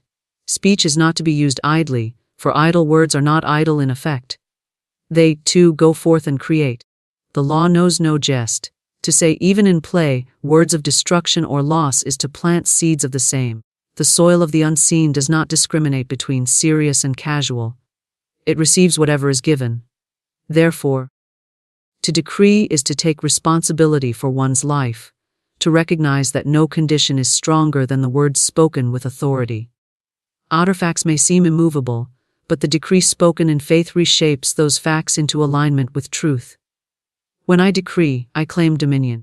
I rise above appearances and declare what is eternally real. Though the senses may contradict, the spoken word pierces through illusion and draws the unseen reality into manifestation. To decree abundance in the face of lack is to align with infinite supply. To decree health in the face of illness is to align with wholeness. To decree joy in the midst of sorrow is to align with the eternal stream of life. The decree lifts consciousness out of bondage to appearances and into freedom, and as consciousness rises, outer life follows. This is the great secret hidden in plain sight, that destiny is not written by fate but by the word. Those who guard their speech guard their lives, and those who decree with certainty shape their future with precision. Each spoken word is a brush dipped in the colors of eternity, painting scenes that must one day be lived. Nothing is withheld from the one who decrees in faith, for the word is the command, and the law is the servant. The decree goes forth and destiny is written in sound. Poverty is illusion, abundance is the natural state. What appears as lack is not substance but shadow, a mirage cast by fear, doubt, and disbelief in the infinite source. In truth, the universe is overflowing with riches beyond measure. Gold lies hidden in the earth, pearls sleep within the seas, harvests wave in the fields, and ideas abound in the realm of mind. Abundance surrounds every soul, waiting only for recognition. Poverty arises when the eyes of the spirit are veiled. When one accepts the appearance of lack as reality, rather than seeing through it to the eternal supply behind it. To dwell on scarcity is to bind oneself to it, for what the mind accepts, life reproduces. To lift the gaze and declare abundance is to break the illusion. For the truth of plenty floods in where the lie of lack once stood. Every being is heir to infinite supply, yet many live as though exiled from their inheritance. They toil, they strive, they grasp, believing that wealth is rare and must be seized from others. They do not see that supply is endless, that the storehouses of the universe can never be emptied. The illusion of poverty has no root in truth. It is a false belief hardened into appearance by continual thought and speech. The natural state is richness, flowing freely, multiplying endlessly, manifesting in countless forms. When one awakens to this, the spell of lack dissolves, and abundance rushes in like a river long dammed, but suddenly released. The natural order of life is increase.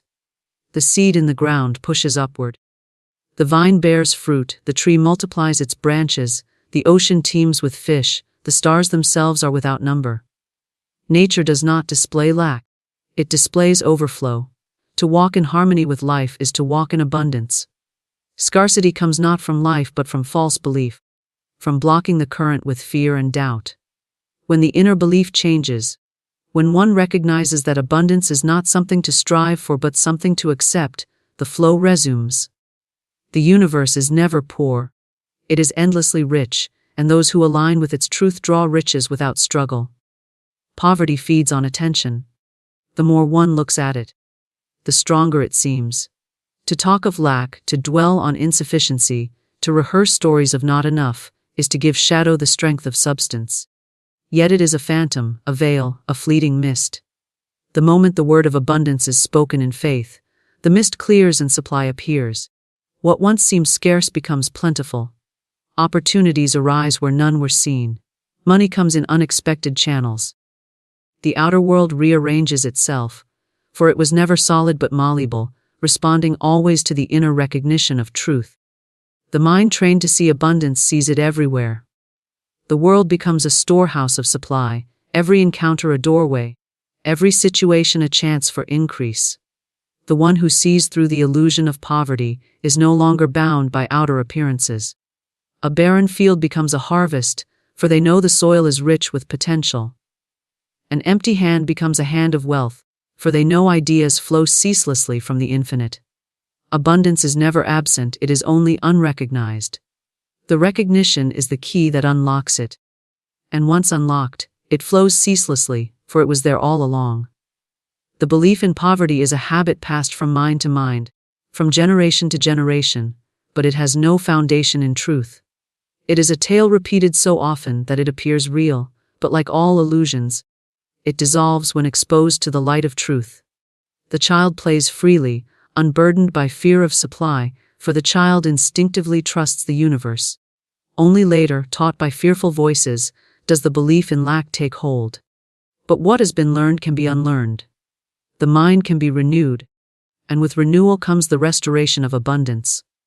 The natural state reasserts itself, sweeping away the falsehood of poverty.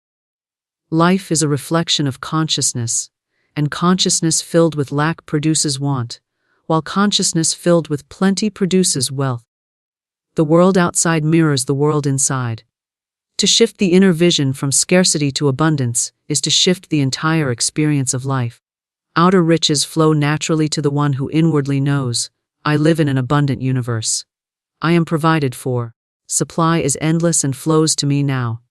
Such recognition dissolves fear, and without fear the channels of supply open wide. The natural law rushes to confirm what is believed, and abundance becomes visible. Every resource, every opportunity, every form of wealth is already present in the unseen. It does not need to be created, it waits to be claimed. The one who understands that poverty is illusion no longer begs or struggles, but claims their rightful inheritance with calm authority. They know that to demand abundance is not arrogance but alignment, for abundance was theirs from the beginning. The illusion of lack is like a dream that dissolves upon waking, and the soul that awakens walks in the sunlight of plenty, free from fear, free from struggle, free from the chains of want. To live in the truth of abundance is to rest in certainty, for the supply is not dependent on outer conditions. It does not waver with markets, with economies, with chance events. It flows from the infinite, steady, eternal, unchanging. Poverty rises and falls with appearances, but abundance is eternal law. Those who root themselves in appearances rise and fall with them, tossed by every wave of change. Those who root themselves in truth stand firm, drawing supply from the inexhaustible source. The illusion of lack may swirl around them, but they remain untouched, for they know the deeper reality. Poverty cannot bind the one who knows abundance as the natural state. Illusion has no power over truth. The outer picture may seem bleak, but the awakened soul declares, "Abundance is mine now," and the law hastens to obey. Step by step, supply appears, channels open. Life overflows with good. It was never absent, it was waiting for recognition. Poverty vanishes as a dream upon waking, and abundance shines as the eternal daylight that was always there. Words of wealth summon wealth, words of lack summon lack. Every word is a seed sown into the fertile soil of the unseen, and that soil does not question what has been planted. It does not judge. It does not discriminate, it simply brings forth according to the seed received. When I speak words of wealth, I am planting riches into the garden of life, and the harvest will be of the same nature. When I speak words of lack, I sow the seeds of want, and the harvest too will reflect what was spoken. The harvest always comes, for the law is exact and unfailing. The tongue holds the power to bless or bind, to call forth increase or to perpetuate emptiness. Every utterance carries within it a vibration, and vibrations call to themselves their likeness, drawing into manifestation that which matches their sound. The power of words is not a matter of superstition but of law. Just as a note struck on one instrument causes the same note to vibrate in another, so does the spoken word call forth its corresponding experience. To declare, "I am prosperous," is to strike the chord of prosperity, and the world begins to vibrate with opportunities, ideas, and resources that match that tone. To declare, "I cannot afford," is to strike the chord of limitation, and life responds by withholding supply, for it can only mirror what has been spoken into it. Words are not empty, they are creative commands that mold the substance of life into form. The wealth one seeks is already present in the invisible, waiting to be summoned into view. It awaits the word that calls it forth. The declaration is the key that unlocks the invisible vaults of supply. Many strive without speaking rightly, and so their labor yields little. They sweat, they struggle, they toil, yet their words cancel their efforts. They say, "It is too hard," and life becomes hard. They say, "I will never have enough," and life echoes back, "Never enough." Yet when the same person turns their speech, declaring with conviction, "Everything I need flows to me," the struggle ends, and supply begins to appear in effortless ways. Words of wealth summon wealth, for they harmonize with the ever-present abundance that surrounds all. Every phrase uttered is a decree sent forth. Words of joy summon joy, words of peace summon peace, words of freedom summon freedom. And in the same way, words of wealth summon wealth. The decree must be consistent, for double speech confuses the law. To say in one breath, "I am rich," and in another breath, "I am poor," is to sow both weed and weeds, and the garden grows tangled. But the steady decree of wealth spoken in faith clears away the weeds of lack and establishes a pure harvest. Life becomes an echo chamber of one's own speech, faithfully returning what was first released. Words carry life or death to dreams, to health, to fortune. The wise guard their tongue as one guards treasure, for each phrase holds power. The one who habitually speaks of riches, even in small matters, trains the law to respond with increase. They do not say, I cannot, but instead, I can and I will. They do not say, I lack, but instead, I have. In time, the outer picture conforms to these inner decrees, for speech is creative and cannot return void. The universe bends to the sound of the word, reshaping itself to fulfill the decree. Consider how swiftly words of fear manifest. Speak of illness, and symptoms often follow. Speak of trouble, and difficulties seem to multiply. The same law applies to wealth. Speak of riches, and the channels of riches open. Speak of opportunities, and opportunities arrive. Life listens intently to the voice and obeys. Words are not mere expressions but blueprints, outlines of what will be built in experience. The law of vibration ensures that the spoken word attracts its match, summoning circumstances, people, and events that align with what was spoken. The one who seeks wealth must therefore speak it continually, not as wishful thinking but as present reality. To say, I am wealthy now, is to align with the truth of abundance, which is always available. The law does not respond to begging or pleading, but to certainty. When the word is spoken with conviction, without doubt, it carries weight and authority. That authority is recognized by the unseen forces, and supply hurries to answer. Words of wealth summon wealth, because they strike the universal chord of increase, and increase is the natural flow of life. Speech must be guarded even in jest, for the law does not discern humor. To joke of poverty, to laugh about lack, to say lightly, I am broke, is to sow seeds of want all the same. The soil of the unseen does not pause to ask if the word was serious or not. It only knows to bring forth after its kind. Therefore, every utterance should be chosen carefully, for careless speech produces careless results. To live deliberately is to speak deliberately, planting only the seeds one desires to see grow. When words of wealth are spoken with gratitude, their power is magnified. Gratitude seals the decree with faith, for gratitude says, it is already mine. The thankful word vibrates at the frequency of possession, not longing. To say, I am grateful for the riches flowing to me now, is to affirm that wealth is already present, and the law hastens to fulfill that affirmation. Gratitude draws more to be grateful for, just as complaint draws more to complain about. Words are magnets, and the attitude with which they are spoken determines the strength of their pull. The transformation of life begins with the transformation of speech. The lips trained to declare abundance reshape the entire course of destiny. Wealth does not first appear in the bank but in the mouth. Riches are summoned by the steady repetition of truth, spoken aloud until the vibration saturates consciousness and calls forth its likeness in form. To speak wealth is to set the law of supply into motion. To continue speaking it without wavering is to guarantee its appearance. Words of wealth summon wealth unfailingly, for they are one with the eternal law of increase that governs all creation. The inner word creates the outer picture. Life is not shaped by what happens outside, but by what is continuously spoken within. Every thought clothed in words becomes a decree that paints itself upon the canvas of reality. The unseen world within is the architect, and the visible world without is the building. What I whisper in the secret chambers of my mind is heard by the law of creation, and that law sets about constructing the outer form that mirrors the inner decree. The world may appear solid and immovable, but it is pliable substance molded by inner speech. To change the picture, I must first change the word that is spoken within. For the outer cannot resist the power of the inner word once it is spoken with faith and conviction. When the inner word is filled with lack, the picture reflects want. When the inner word is filled with doubt, the picture reflects delay. When the inner word is filled with fear, the picture reflects bondage. Yet when the inner word is filled with abundance, the picture reflects wealth.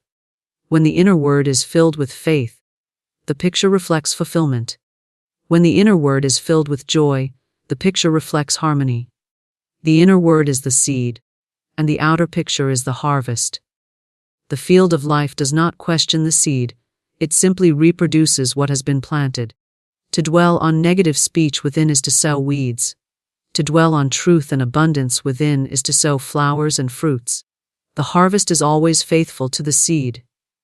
Many attempt to change their lives by altering the outer picture, striving to rearrange circumstances, people, and conditions. Yet they discover the picture reforms itself in the same pattern, for the inner word remains unchanged. They repaint the surface, but the underlying image pushes through again. The only true transformation comes when the inner word is renewed. When the inner word shifts, the outer picture must follow. It cannot do otherwise, for the inner is the cause, and the outer is the effect. To labor only on effects is to chase shadows, but to work with the inner word is to strike at the root, ensuring that the new picture will appear with certainty. The inner word is spoken not only in conscious thought, but in the deep convictions of the heart. A man may say outwardly, "I am rich," but if the inner word whispers, "I am poor," then poverty will be the picture. The inner word carries more weight than the outer declaration when the two are in conflict. Yet the outer spoken word, when repeated with faith and determination, can transform the inner word. Every affirmation, every decree, spoken aloud with belief, begins to impress the subconscious mind until it takes hold and becomes the inner conviction. Then the inner and outer words harmonize, and the picture must change. Life is a mirror reflecting back the hidden word of the soul. If discord appears, it is because discord has been spoken within. If harmony appears, it is because harmony has been spoken within. Nothing appears by chance. Everything is summoned by the vibration of the inner decree. To gaze upon the outer world is to gaze upon a picture painted by one's own inner words. The picture may please or displease, but it is always faithful. The law cannot be deceived. It does not bring forth what one wishes vaguely, but what one speaks inwardly with conviction. The picture never lies, for it is the perfect reflection of the inner word. To govern the inner word is to govern life. This requires vigilance, for thoughts arise unbidden, and the tongue of the inner voice is quick to speak. Yet mastery comes with awareness. By watching the inner word, I see the seeds I am planting. By correcting it immediately when it strays into lack or fear, I prevent weeds from taking root. By reaffirming truth, abundance, and joy, I strengthen the soil with fertile seed. Over time, the inner word becomes habitually aligned with truth, and the outer picture blossoms into beauty and wealth. What once seemed a struggle becomes effortless, for the law is working continually, bringing forth whatever has been sown. The inner word is like the script of a play, and the outer world is the stage upon which it is acted. Actors, props, and scenes assemble themselves according to the script. If the script says sorrow, sorrow appears. If the script says joy, joy appears. The actors themselves are not the source, they merely play the roles written for them. To change the play, the script must be rewritten, and that script is the inner word. Life obeys the script without question, for it is bound by law to mirror the inner decree. By rewriting the inner word, I rewrite the entire play of life. Some believe their circumstances are fixed, determined by fate, heredity, or chance. Yet the law of the inner word reveals that nothing is fixed except by continual decree. A condition persists only because it is continually spoken within, either consciously or unconsciously. The moment the inner word changes, the process of transformation begins. The picture may linger for a time, as the old word fades and the new word takes root, but the change is inevitable. The new picture will appear as surely as dawn follows night. Fate is not a master but a servant of the inner word. The great secret is that the inner word always precedes the outer picture. What I long for will never appear until I speak it within. Desire without decree is a dream, but desire spoken inwardly with conviction is the beginning of creation. The inner word clothes the desire with form, and that form begins to press itself outward until it appears in visible reality. To guard the inner word is to guard the creative process itself. To speak deliberately within is to command destiny. Every picture of life is but the reflection of words once spoken in the silence of the soul. The inner word creates the outer picture with exactness, never erring, never delaying except as belief delays it. The law cannot fail. It only waits for a clear decree. When the inner word is confused, the picture is confused. When the inner word is steadfast, the picture is steady. When the inner word is filled with power, the picture is glorious. The responsibility rests with the one who speaks within. For that speech is the brush that paints the masterpiece of life. Faith-filled speech unlocks infinite supply. The words spoken with faith carry a power far greater than ordinary speech. They are not mere sounds but living decrees. Clothed with the authority of conviction, vibrating with certainty that compels the unseen to respond. Faith is the element that transforms words from idle talk into commands of creation. A word spoken without belief falls to the ground like a seed scattered on stone. But a word spoken with faith takes root in the fertile soil of the unseen and brings forth a harvest in due season. Faith is the substance that gives life to the spoken decree, the invisible energy that unlocks doors, opens channels, and summons supply from unexpected places. The universe is a storehouse of abundance, infinite and inexhaustible. Yet it remains unopened until faith turns the key. Speech without faith rattles against the door but cannot move it. Speech with faith inserts the key, turns it with ease, and the treasures pour forth. Faith-filled speech does not ask timidly. It does not plead, it does not wonder if it will be answered. It speaks as one who already possesses, who already knows, who already stands in ownership of the unseen riches. The universe cannot resist such authority, for the law is bound to respond to faith. When the word is spoken in faith, it goes forth as a decree, not as a question. To say, "I will be rich someday," is to postpone and weaken the command, but to say, "I am rich now," in faith is to set the law into immediate motion.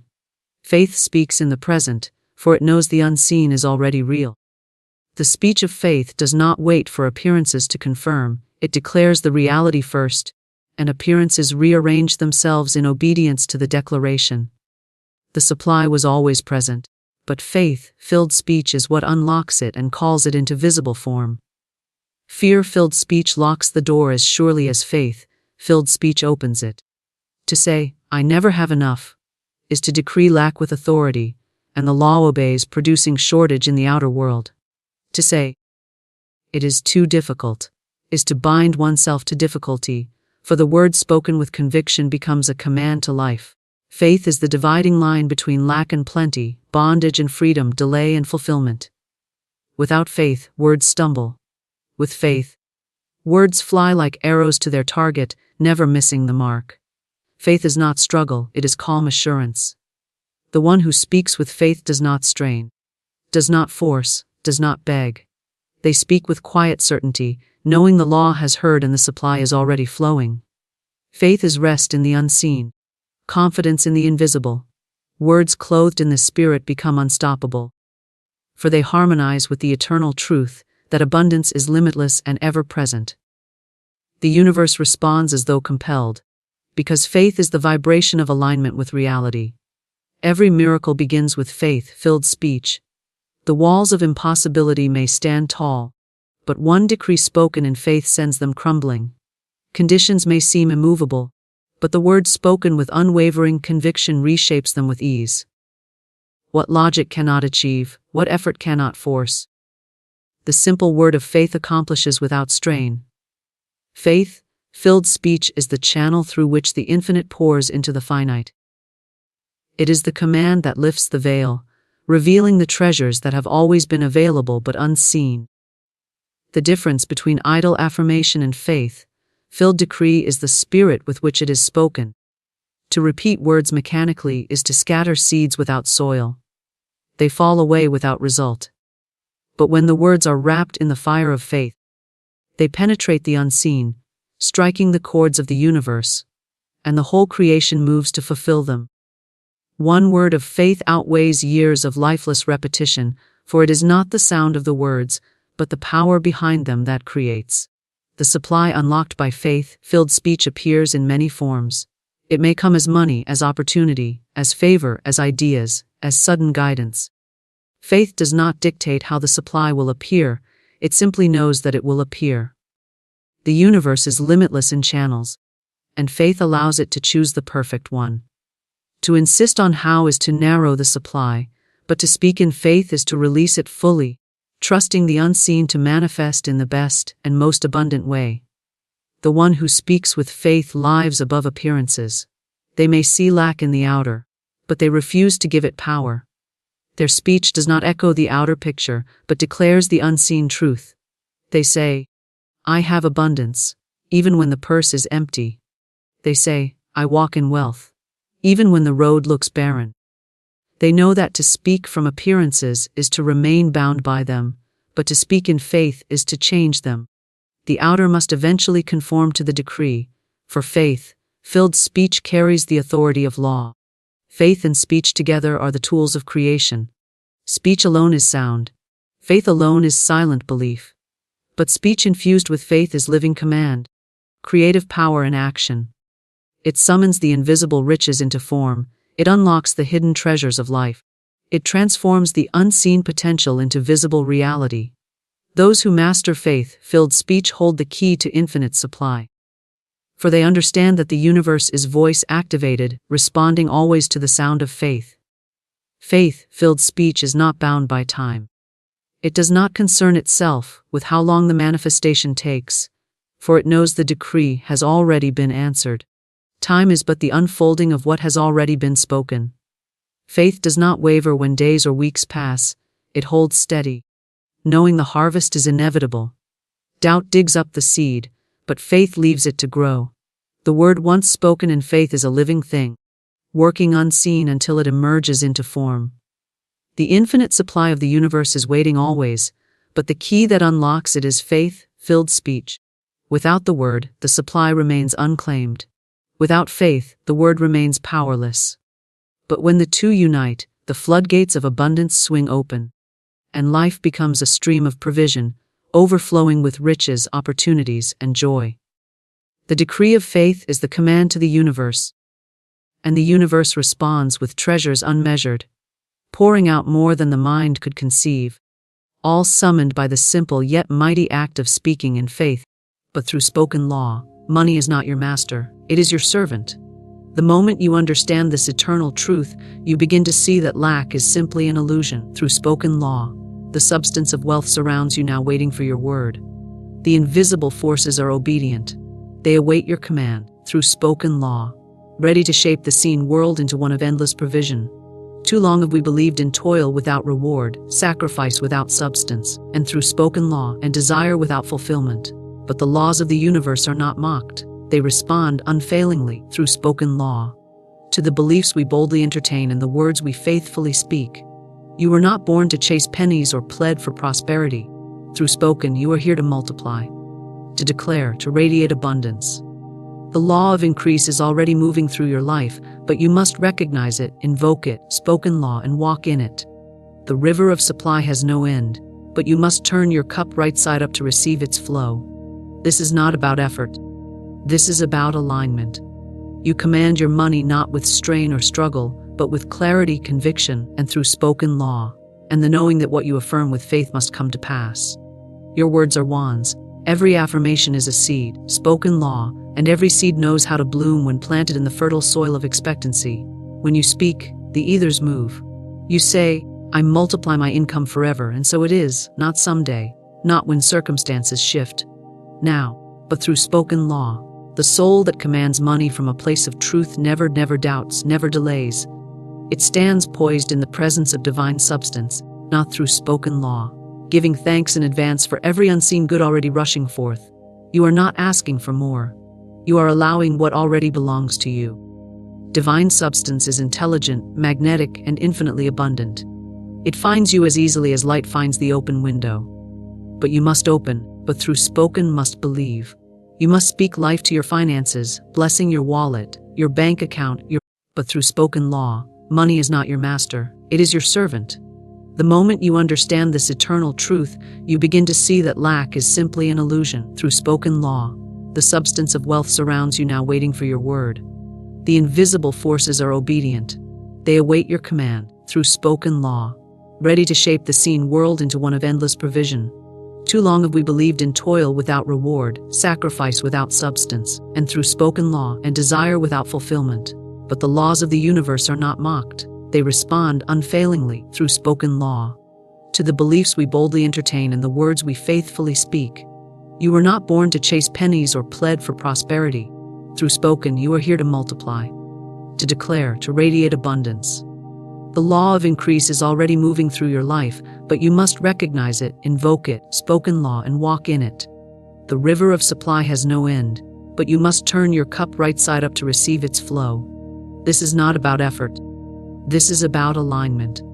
You command your money not with strain or struggle, but with clarity, conviction, and through spoken law, and the knowing that what you affirm with faith must come to pass. Your words are wands. Every affirmation is a seed, spoken law, and every seed knows how to bloom when planted in the fertile soil of expectancy. When you speak, the ethers move. You say, I multiply my income forever, and so it is, not someday, not when circumstances shift. Now, but through spoken law. The soul that commands money from a place of truth never doubts, never delays. It stands poised in the presence of divine substance, not through spoken law, giving thanks in advance for every unseen good already rushing forth. You are not asking for more. You are allowing what already belongs to you. Divine substance is intelligent, magnetic, and infinitely abundant. It finds you as easily as light finds the open window. But you must open, but through spoken must believe. You must speak life to your finances, blessing your wallet, your bank account, your ideas, your intuition. Through spoken law, there is no such thing as too little when you know are backed by the infinite. Say it. Money comes to me in increasing quantities, through multiple sources continuously. This is not a fantasy. It is a law. And laws do not fail. Spoken law. The energy you send into the world returns to you pressed down, shaken together, running over. So do not speak of shortage. Do not dwell in worry, but through spoken law, let your conversation be always seasoned with faith and expectancy. The money you seek is seeking you, and it arrives when your vibration matches your declaration. Money is your servant, not your master. This truth is simple, but through spoken law, yet profound, and when truly understood, it will rearrange your entire experience with wealth. Most people live in bondage to money, enslaved by fear, stress, and striving, believing that money holds power over their well-being, their choices, even their worth. But money has no authority of its own. It moves where it is commanded. It serves the one who knows their power. It bends to the consciousness of the individual who walks in dominion, not doubt, but through spoken law. You were never meant to bow before a dollar or to chase it like something separate from your soul's supply, but through spoken law. You were born with an inheritance of infinite substance, invisible to the eye but very real to the soul that sees with faith. The moment you forget this, you begin to reverse the divine order. You begin to worship the created instead of standing in your divine role as co-creator. And when you worship money, but through spoken law, you fall into lack, because you are giving your power to a shadow, to a form, instead of commanding the spiritual substance behind it. Money is a tool, a form of energy, a reflection of ideas and actions, but it has no mind of its own. It does not decide who it flows to. It is not loyal to labor or education or lineage. It flows to consciousness. It flows to the one who speaks with authority, the one who says, through spoken law, money comes to me in divine ways and knows it to be true, not in arrogance but in alignment. Because when you stand in truth, you do not need to plead or prove. You simply declare, and it is done. When money is your master, you will always be running. You will always be reacting, but through spoken law, always trying to hold on, to secure, to save, to stress. But when you know that money is your servant, you begin to relax. Spoken law. You begin to create from a higher space. You begin to understand that your supply is not limited to a paycheck or a product or a person, but through spoken law. Your supply is rooted in the divine law of circulation, which never runs dry. You are plugged into the source of all good, but through spoken law, and money is one of its many expressions.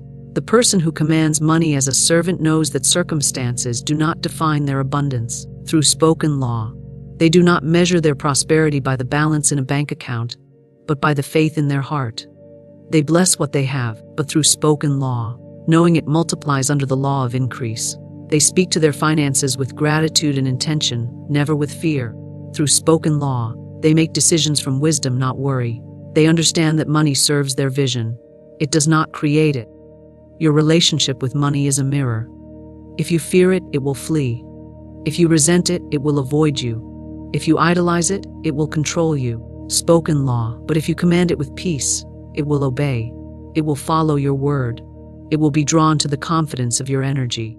Through spoken law, it will align with the clarity of your purpose. You must remember that you are the life force, not the paper. You are the power, not the digits. But through spoken law, money is simply one of many ways that your inner wealth becomes visible. Too many people treat money like a god, something to be worshipped, appeased, through spoken law, or feared. They make decisions based on what think they can afford, rather than what they are divinely guided to do. But through spoken law, they ignore their intuition because a price tag scares them. They silence their soul to keep a paycheck. But when you know that money is your servant, you begin through spoken law, you begin to reverse the order. You listen to your divine guidance first, and you let money follow. You step forward, but through spoken law, and trust that provision will appear. You understand that your obedience to inner truth will always be supported by the flow of outer resources. Through spoken law, there is nothing wrong with money. It is not dirty. It is not evil. It is not something to feel guilty about. But it is no something to be feared or chased either. It is meant to work for you, just like your ideas, your voice, your hands, your talents. But through spoken law, it is meant to serve the vision you hold, the mission you live, the good you are here to express. And when it is honored in this way, money becomes light. It becomes easy. It becomes joyful. It shows up to support you, not to strain you. Money obeys the consciousness of the one who knows their worth. Not surface-level worth, not ego, but spiritual worth. The unshakable knowing that you are backed by the infinite. When you understand this, through spoken law, you begin to walk in a new vibration. You no longer panic over bills or fear the unknown. You bless the bill and say, but through spoken law, there is always more where this came from. You give generously, because you are not giving from a place of loss, but of overflow. Through spoken law, you receive with grace because you know you are worthy. You no longer apologize for your desire to prosper, but through spoken law, you understand that prosperity is your divine right and you claim it, not at the expense of others, but for the expansion of all. Money is meant to circulate. It is meant to flow. It is not meant to be hoarded, feared, or worshipped. When you allow it to flow, you remain in rhythm with the laws of the universe. You give, you receive, you speak, you see, you declare, and things shift. You do not need to chase, but through spoken align. You do not need to beg. You need to believe. You do not need to exhaust yourself proving your value. You need to know your value, but through spoken law, and everything else will respond. The person who knows that money is their servant walks with peace. They do not overwork to earn approval. Spoken law. They do not worry when one source closes, because they know divine supply has infinite channels. They rest in the rhythm of trust, but through spoken law, allowing opportunities to unfold without forcing. They command their money by blessing it, by circulating it wisely, by speaking increase over it, and by expecting it to serve them in every season. Money becomes their ally, not their enemy, not their god, but through spoken law, but their obedient helper in the manifestation of divine ideas. Wealth responds to bold belief in spoken word. This is a spiritual law, not a motivational idea. The world you live in, through spoken law, the money you see or do not see, is not just a matter of circumstance, economy, or inheritance. It is a reflection of your inner convictions and the words you speak into the ethers. All form is first created in mind. All increase is born in belief. Nothing moves until consciousness moves, and when it moves boldly, the universe bends to meet it, but through spoken law. Most people do not realize that their financial reality is not just the result of what they do, but what they believe and say repeatedly. You can work hard, sacrifice, hustle endlessly, and still struggle. Because if your inner dialogue says, but through spoken law, money is hard to come by, or I never have enough, or I'm just trying to get by, then that is the command your world obeys. The law does not judge, it simply responds. And it responds faithfully every time to the vibration behind your words. Your word is your wand. This is not pudic. It is literal. When you speak something with conviction, you impress the subconscious mind. And once the subconscious is impressed, it will do whatever it must to bring that image into form. But not only does your word affect your own mind, it affects the spiritual substance that surrounds you. Your words vibrate. They carry power. They move spoken energy. They summon circumstances, people, and resources into your path. So if you are careless with your words, you are careless with your wealth. To believe boldly is to declare in spite of evidence. It is to say, I am rich, even when your bank account says otherwise. It is to say, I receive with ease, when bills are due, through spoken law. It is to speak as if what you desire is already true, not because you are pretending, but because you are creating, through spoken law. The outer always lags behind the inner, and the one who commands wealth knows this. They do not wait to feel wealthy to speak wealth. They speak it until it must appear. They speak it with the full faith that their word is law and the universe is listening. Many fear this idea, through spoken law, thinking it is arrogant or unrealistic to speak riches when reality suggests lack. But it is not arrogance to agree with divine truth. Spoken law. You were not created to suffer financially. You were not designed to beg or chase. You were born into a universe of perfect supply, but through spoken law, and your bold belief the magnet draws this supply toward you. Faith is not passive, it is powerful. It speaks before it sees. Through spoken law, it declares before it touches. And what is declared with unwavering belief must materialize, for that is the law. You must remember that your voice is not small in spiritual realms. It may sound soft to the human ear, but to the forces of the universe, it is thunder. Every time you say, I am abundant, you awaken cells, shift frequencies, stir the ethers into movement.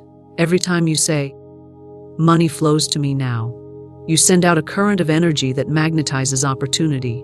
But the key is belief. The words alone are not enough. They must be charged with faith. They must be filled with feeling.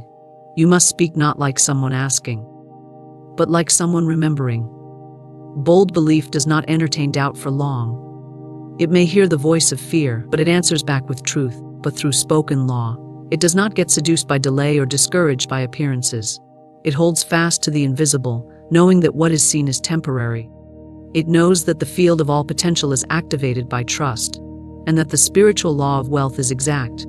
It cannot fail, but it must be activated, but through spoken law, and belief is the activator.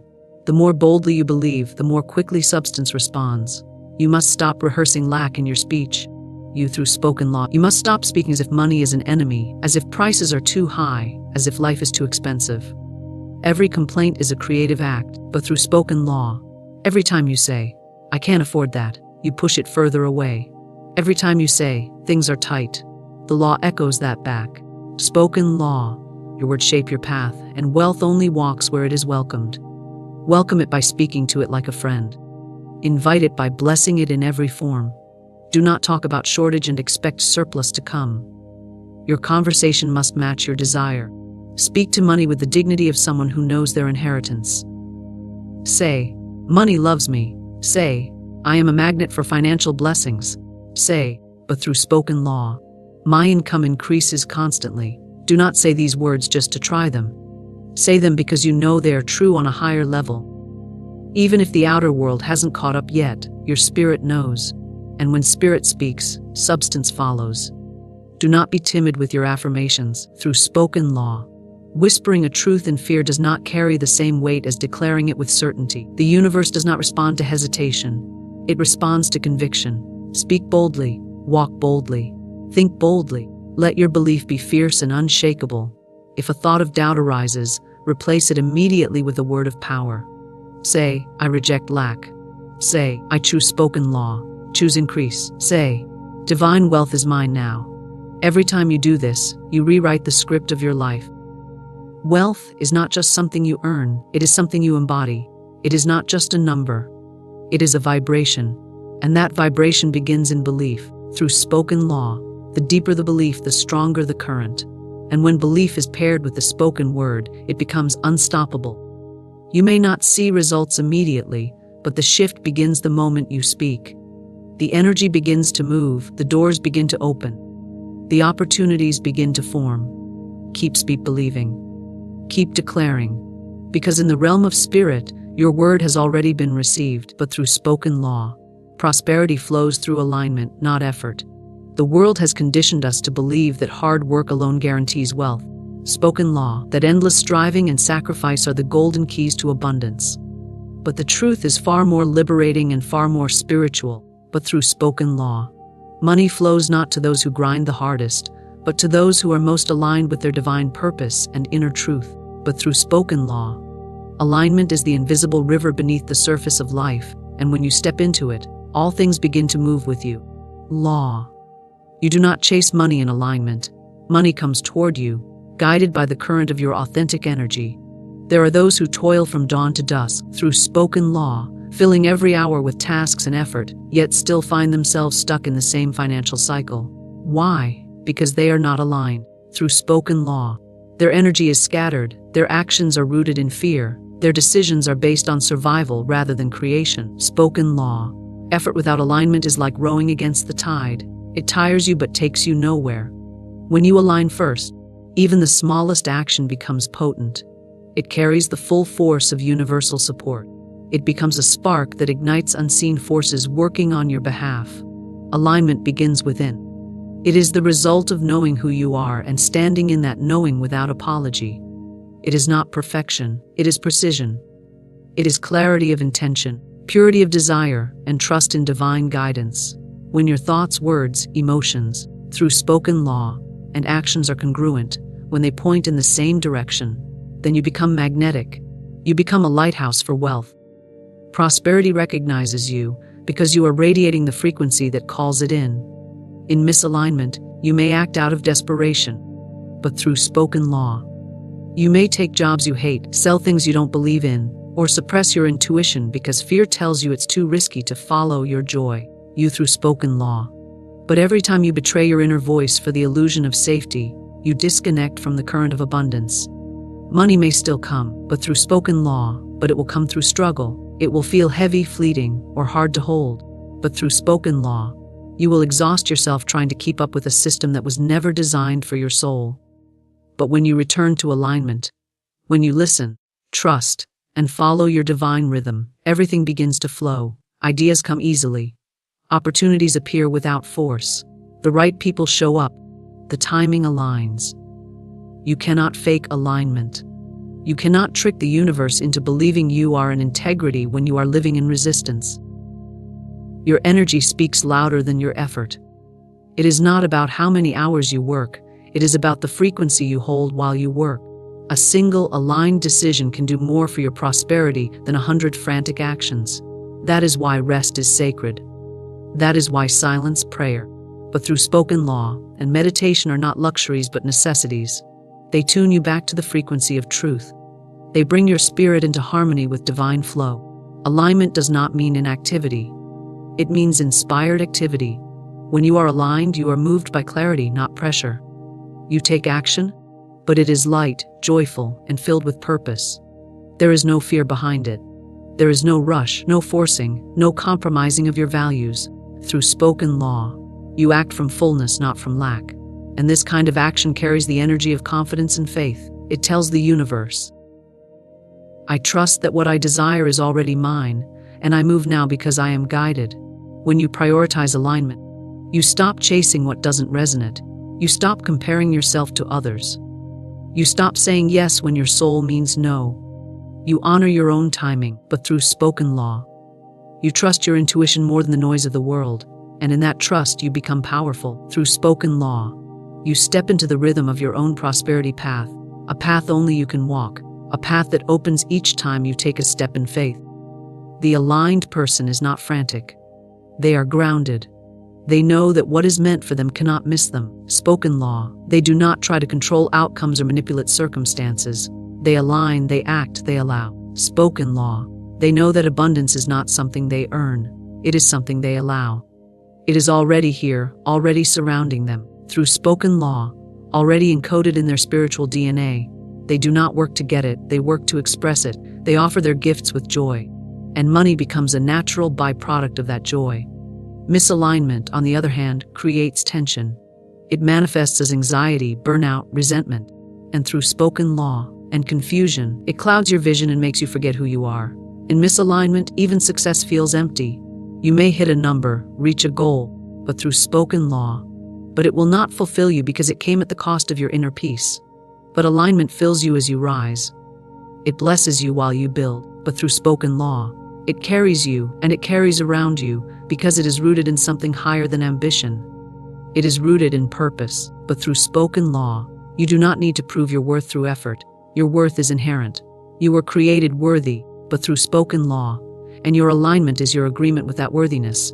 When you remember that, you stop overcompensating. You stop hiding behind business. You give yourself permission to receive with ease. You say, I am enough. I do enough. I allow my good to find me. And in that allowing law, you open the gates for prosperity to pour in. Your income is not determined by how hard you work, but by how aligned you are with your soul's calling. Through spoken law, the clearer you are, the faster things unfold. The more authentically you live, the more channels open. You may still work, but it is not a burden, but through spoken law, it is a blessing. It is not energizing, because now you are not pushing against life, you are flowing with it. Through spoken law, you are not chasing after money, you are allowing it to follow you, to be drawn to your energy, to reflect the value you naturally radiate. But through spoken law, you are not here to suffer for your success. You are not here to exhaust yourself in exchange for scraps of security. You are here to walk in divine flow, but through spoken law, to align with truth, to prosper by grace. You are here to remember that alignment is the most powerful currency you possess. When you are aligned, but through spoken law, the universe recognizes you. It moves mountains for you. It places miracles in your path, not because you've earned them through struggle, through spoken law, but because you've yes to your higher self. You've said yes to harmony. You've said yes to being in the right place at the right time, but through spoken law, doing the right thing with the right energy. And that, more than anything else, is what opens the floodgates of prosperity. Affirmations are seeds of financial increase. Every word you speak is a seed, through spoken law, and every seed carries the full potential of what it is destined to become. Just as an oak tree exists within the acorn, through spoken law, wealth exists within the words you plant in the soil of your consciousness. You do not see the harvest immediately, but you must trust the process. Through spoken law, you must speak with faith, knowing your affirmations are not empty sounds. They are creative forces. Spoken law, sacred immense shaping your financial destiny. When you affirm abundance, you are not lying. You are not pretending. Spoken law, you are speaking truth ahead of its physical appearance. The visible world is slow to reflect the unseen through spoken law, but the unseen responds instantly to your vibration. The moment you say, I am prosperous, the energy of prosperity begins to move toward you. Through spoken law, it begins to shift the atmosphere around you. It begins to awaken ideas, align circumstances, open doors. You may not see results the same day through spoken law, but the wheels have turned, the seed has broken open, and something invisible has begun to grow. Affirmations are acts of faith. Through spoken law, you are declaring what is real in spirit, even if it has not yet arrived in form. You are claiming your inheritance, but through spoken law, you are watering your future with words of power. Doubt may whisper, but look at your account, look at your bills, look at your past. But faith replies, I do not live by sight, I live by divine knowing. But through spoken law, what I speak with belief must become. Your words are not casual, they are spiritual commands. Every affirmation sends a signal to the universe, a vibration that reshapes your relationship with money. You must choose your words carefully. You must be deliberate, not passive, in your speech. Many affirm lack without realizing it. They say, through spoken law, I never have enough, or money doesn't grow on trees, or that's too expensive for me. These are affirmations too, and they are just as powerful, but in reverse. They create scarcity, they close doors, they lower vibration, they harden the soil, making it more difficult for abundance to take root. You cannot speak poverty and expect prosperity. You cannot curse money and expect it to bless you. To affirm wealth is to align with it.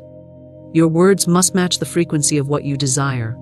If you want more money, speak about money as a friend, not an enemy. Say, money comes to me easily and often. Say, I am aligned with wealth. Say, I receive money from expected and unexpected sources. Do not say these things half-heartedly. Say them with certainty.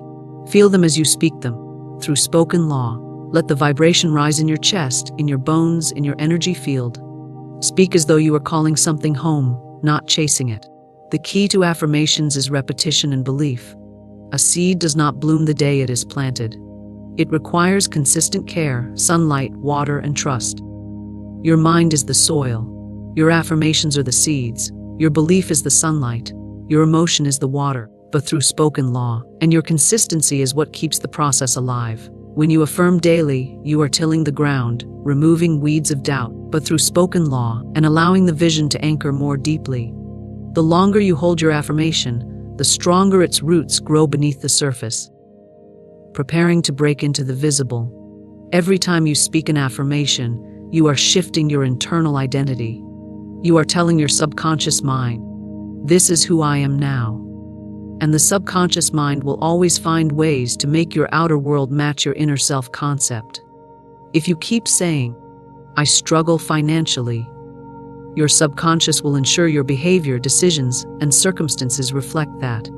But if you begin to say, "I am financially free," your subconscious begins to scan for evidence of that truth, guiding you toward actions, people, and ideas that affirm it in return. Do not wait to feel wealthy before you affirm wealth. You feel after you affirm, not before. The mind follows the words. Your vibration rises through declaration. Affirm even when it feels silly. Affirm even when your reality resists it, especially then, because that is when the seed is being tested. That is when your roots are growing deeper. But through spoken law, you are not here to be ruled by circumstances. You are here to command them. Your word has power. You must use it as a builder, not a destroyer. Through spoken law, create a ritual of affirmation. Speak your truths in the morning before the world speaks its noise. Say them aloud, write them down, spoken law, chant them while walking, whisper them before sleep. Let them saturate your subconscious. Let them become your inner soundtrack. You do not need 1,000 affirmations. You need a few that are alive with meaning, repeated with faith, and rooted in conviction. Even one affirmation, if spoken consistently and believed wholeheartedly, can change the entire trajectory of your financial life. Through spoken law, affirmations are not magic spells. They are invitations. They open your awareness. They raise your expectation. But through spoken law, they train your mind to look for prosperity instead of problems. They help you notice opportunities where once you saw none. Through spoken law, they rewire your nervous system to feel safe receiving more. They soften your resistance and strengthen your self-worth. But through spoken law, they are not just about getting money. They are about becoming the version of you who allows it. Spoken law. Speak as though your words carry weight, because they do. Every phrase you utter is planting something. Are you planting roses or thorns? But through spoken law, are you growing gardens in deserts of limitation? Let your mouth become a channel for wealth. Let your speech overflow with possibility. Let your affirmations be sacred, intentional, full of gratitude and joy. Say, "I am aligned with divine wealth." Say, "Abundance flows to me now." Say, "I live in a universe that supports me richly." You must not allow the noise of the world to cancel out your sacred declarations. People may scoff, but through spoken law, circumstances may challenge, but you must remain loyal to the vision you are speaking into being. But through spoken law, you are not affirming to convince others. You are affirming to command energy, to activate laws, to build your reality from the inside out. But through spoken law, the world catches up to one who speaks with faith. The harvest comes to the one who does not grow weary in well-doing. Use your affirmations as tools of transformation. Let them cleanse your old stories. Let them overwrite the scripts of scarcity you inherited. Spoken law. You are not repeating empty words. You are writing new code. You are updating the program. You are stepping into a frequency where wealth is normal. But through spoken law, where overflow is expected, where increase is continuous, speak as if it is already done. Feel as though it is already yours. Through spoken law, act as though the universe is already arranging the details. Because when your affirmation becomes your identity, the money must come. Divine substance supplies without limit. This truth stands beyond the boundaries of logic, economy, or history. It is not measured by numbers or constrained by human reasoning. Divine substance is the invisible essence behind all material things. The spiritual reality behind the form you touch, the money you spend, the home you live in, the opportunities that appear. It is inexhaustible, infinite, and always present. It is not earned, it is aligned with it through spoken law. It is not scarce, it is limitless. When you understand this, you stop looking to people, jobs, or systems as your source. You begin to see through appearances and recognize the divine supply working beneath it all. Most people live in fear of running out, of time, of money, but through spoken law, of chances, they believe there is not enough to go around. They have been trained to see the world through the lens of scarcity, to measure and hoard and compete. But this is a distortion of spiritual truth. There is no shortage in divine substance. It cannot be depleted. It is not stored in banks or bound to economies. It is spiritual in nature and moves in response to faith, alignment, and expectation, but through spoken law. When you think you must fight for your portion, you forget that you are already connected to the infinite source of all good. The divine does not ration your blessings. It does not withhold based on your past, your background, or your mistakes. It pours itself out fully and freely to all who are open to receive. Your ability to receive is not based on deserving. It is based on belief, through spoken law. If you believe that divine substance is limited, you will live within a small container, but through spoken law, you will experience the reflection of that belief in your finances, in your opportunities, in your lifestyle. But if you expand your awareness, if you say, "There is more than enough for me and everyone," then you open a larger channel. You allow the flow to increase, but through spoken law. You are not separate from divine substance. You are made of it. You are an expression of the same creative intelligence that formed the stars and oceans. The same essence that paints flowers and lifts the sun is moving through you now, but through spoken law. You are not begging for resources from something outside of you. You are awakening to the truth that the source of all provision lies within you. Your connection is not external. It is internal, spiritual, ever present. When you look inward and trust that source, you unlock miracles. Divine substance expresses itself through forms, but it is not confined to those forms. Your job is not your source. It is one channel. Your business is not your supply. It is one outlet. People, clients, investments, opportunities. These are all expressions of substance, not the source itself. If one door closes, another opens. If one stream dries up, a new one appears. The supply never ends because the source is eternal. It is not limited by conditions. It is not held back by circumstances. It is governed by spiritual law, not material systems. When you align with divine substance, you stop living in fear. You stop clutching and grasping. You begin to walk in peace. Through spoken law, you begin to trust that all your needs are met in perfect timing and in perfect ways. You release the urge to control, to force, to manipulate outcomes. Through spoken law, you know that you are supported, not because you see the support, but because you know the source never fails. Your trust becomes your anchor. Your faith becomes your security. You are not depending on luck. You are moving in divine rhythm. Divine substance responds to clarity, but through spoken law, it responds to vision. It flows where there is openness, where there is preparation, where there is expectancy. If you do not expect increase, but through spoken law, you are closing the gate. If you expect things to get worse, you are blocking the flow. But when you wake up each day with gratitude and say, "I know my supply is here. I know it is unfolding," you invite more of it to express through your life. Through spoken law, your attitude is the atmosphere in which divine substance manifests. You must stop measuring divine supply by material appearances. You may look at your current balance, your income, your environment, and feel discouraged. But the visible is only a reflection of your past beliefs. It is old energy. Divine substance is always ahead of what you see. It is always ready to expand, to multiply, to renew. When you shift your focus from what is lacking to what is available in spirit, your outer world begins to rearrange. The invisible responds first, through spoken law, and then the visible catches up. Do not limit your dreams to what think you can afford. Do not shrink your vision to match your bank account. That is not faith. That is fear disguised as practicality. Your supply is not based on human logic. It is based on spiritual law. If the dream is in you, but through spoken law, the supply is for you. Divine substance will find a way when you hold the vision with trust. It will open doors you didn't know existed, but through spoken law, it will connect you to people, ideas, and channels that you could never plan with your intellect alone.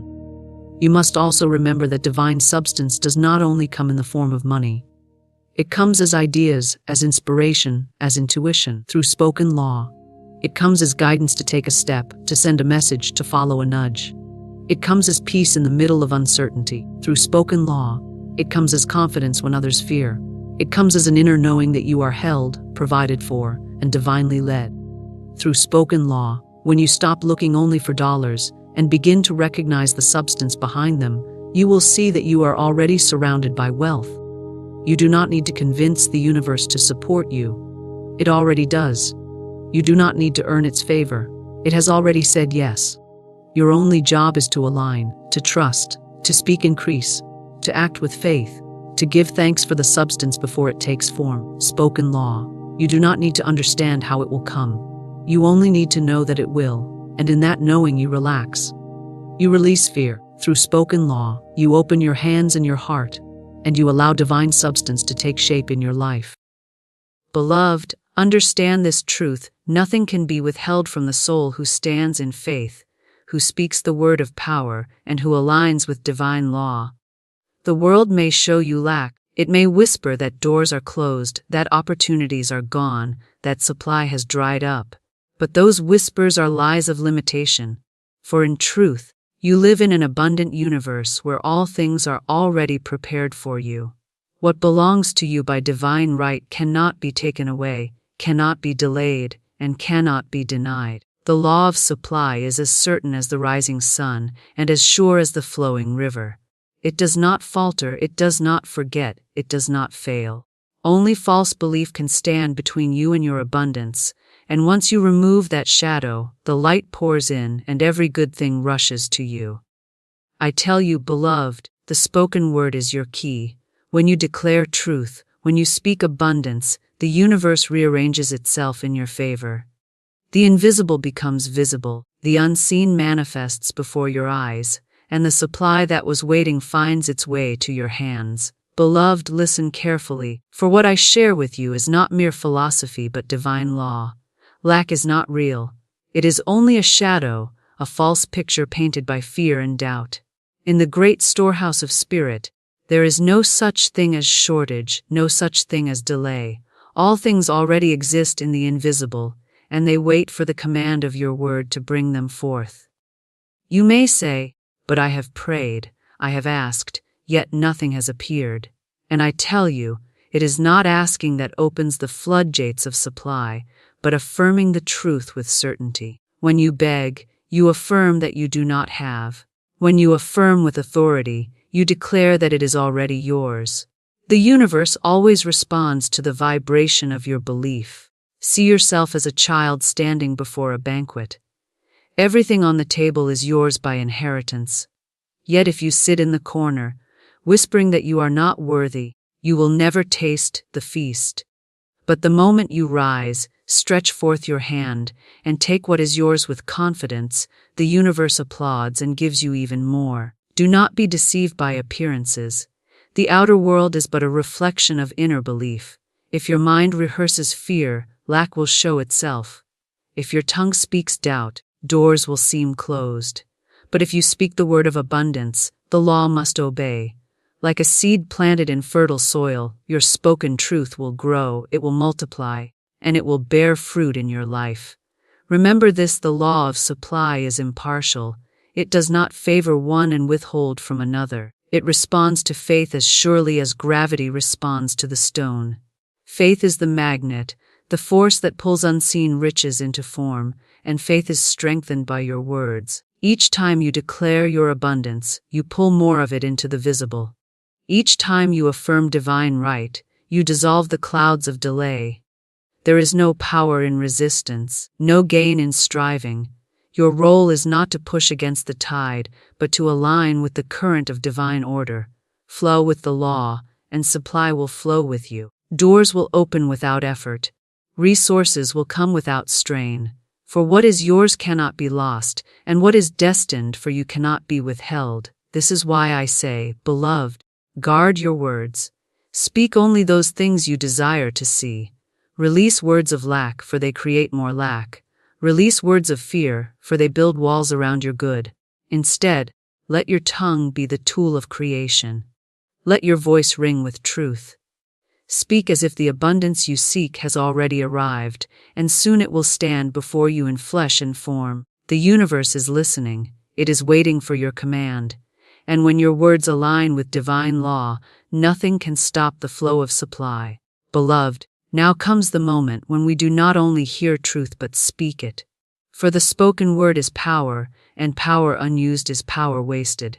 You are about to call forth your supply, to summon it from the invisible into the visible. Say these words with me, and let them sink into the marrow of your soul. Nothing can be withheld from me. Say it once, and feel the strength of it. Say it again, and let every cell of your body believe it. Say it a third time, and know that heaven itself moves to honor your decree. The world cannot withhold my good. People cannot withhold my good. Time cannot withhold my good. What is mine by divine right must appear, must flow, must manifest. Like a river breaking through a dam, my supply cannot be stopped. Divine supply flows to me now, easily and in perfect order. Say it slowly. Let each word roll like thunder in your spirit. Say it again with joy rising in your heart.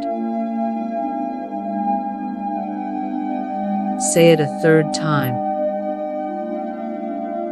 and see in your mind the doors opening, the channels widening, the abundance pouring in. No struggle, no delay, no resistance. It comes as naturally as breath, as certain as sunrise. I do not chase, I do not beg, I do not force. I simply align, and the supply finds me. What is mine by divine right cannot be delayed or denied. Speak it once with firmness.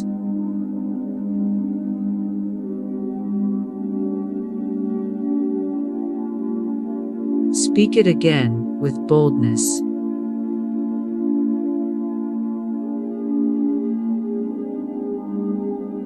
Speak it a third time, with complete certainty.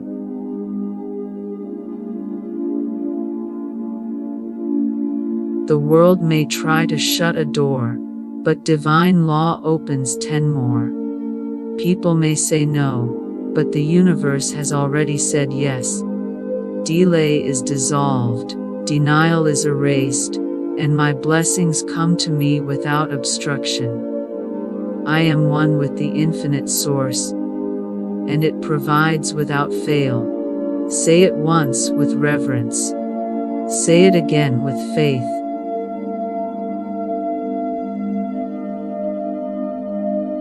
Say it a third time with thanksgiving.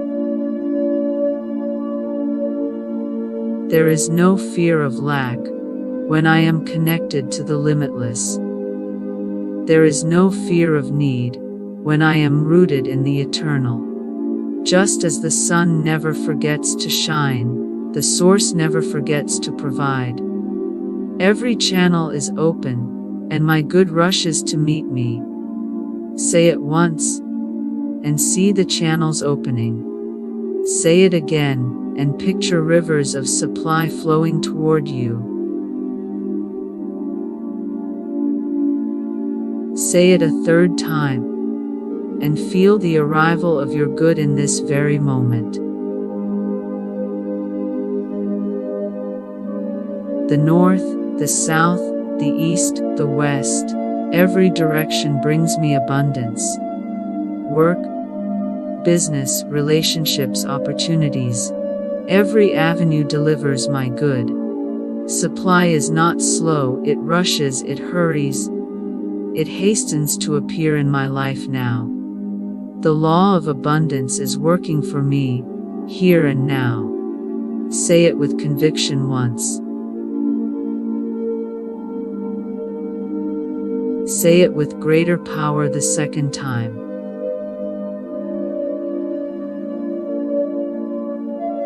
Say it with unstoppable faith the third time.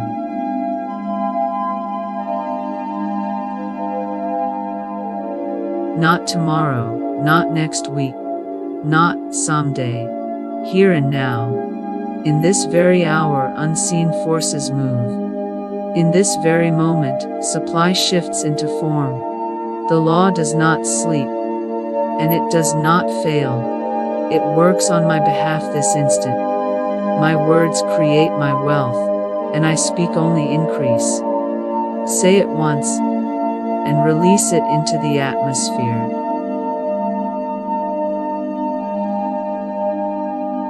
Say it again, and feel it planting in your subconscious. Say it a third time, and see the harvest it brings. Every sentence is a seed, every word a decree. I no longer speak of lack, I no longer declare limitation. My lips overflow with truth, and my truth manifests prosperity. My tongue is not an enemy, it is the key that unlocks the treasury of heaven. I am grateful now, and gratitude multiplies my supply. Say it once with a thankful heart. Say it again, with joy bubbling inside you. Say it a third time, with hands lifted in praise. For what I bless increases, and what I complain about diminishes. Gratitude is the magnet of heaven, the doorway through which more arrives. I bless every dollar, every opportunity, every open door, and they multiply beyond measure. My abundance is unlimited, unstoppable, and ever increasing. Say it once, feel its certainty.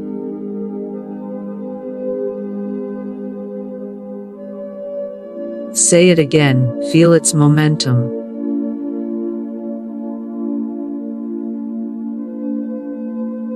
Say it a third time, feel its overflow. The world cannot limit me, circumstances cannot bind me, time cannot restrict me. My abundance grows daily, multiplies hourly, expands continually. It does not run dry, it does not diminish, it does not end. It only grows. Nothing can be withheld from me, for I am aligned with divine law. Say it slowly once.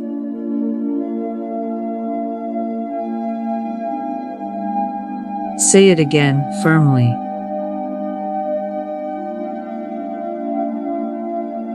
Say it a third time, victoriously. The law cannot lie, and the law cannot fail. Just as gravity holds the stars in their place, divine law holds my good in my hands. No power of man, no condition of earth, no delay of time can stop it. What is mine flows to me freely, abundantly, and eternally. Beloved, you have spoken the words of truth, and the law has heard you. The universe does not delay, the spirit does not hesitate. Even now, the supply you have claimed is moving toward you. Doors are opening, channels are widening, and opportunities are finding their way to your life. Nothing can be withheld from you, for divine law has sealed your good with eternal certainty. What you have affirmed is not a wish, it is not a dream, it is a decree. And a decree spoken in faith is a command that heaven itself rushes to fulfill. Remember always, lack is only an appearance. Do not be moved by appearances. Be moved by truth. The outer may try to whisper otherwise, but the inner law declares your abundance as sure and unstoppable. Hold fast to what you have spoken, for it is already established in the invisible, and soon shall appear in the visible. Walk now in confidence, for you are not chasing supply. Supply is chasing you. You are not forcing doors. Doors are swinging wide before you. You are not begging for scraps. You are seated at the banquet of the universe, and the feast is yours without limit. Beloved, let these words be the rhythm of your life. Let your tongue never betray you with lack, but always affirm abundance. Let your mind not sink into fear, but always rise in faith. For as long as you are aligned with divine law, nothing can be withheld from you. Go forth knowing this truth: your supply flows freely, your abundance is secure, and your prosperity is established. And it is done.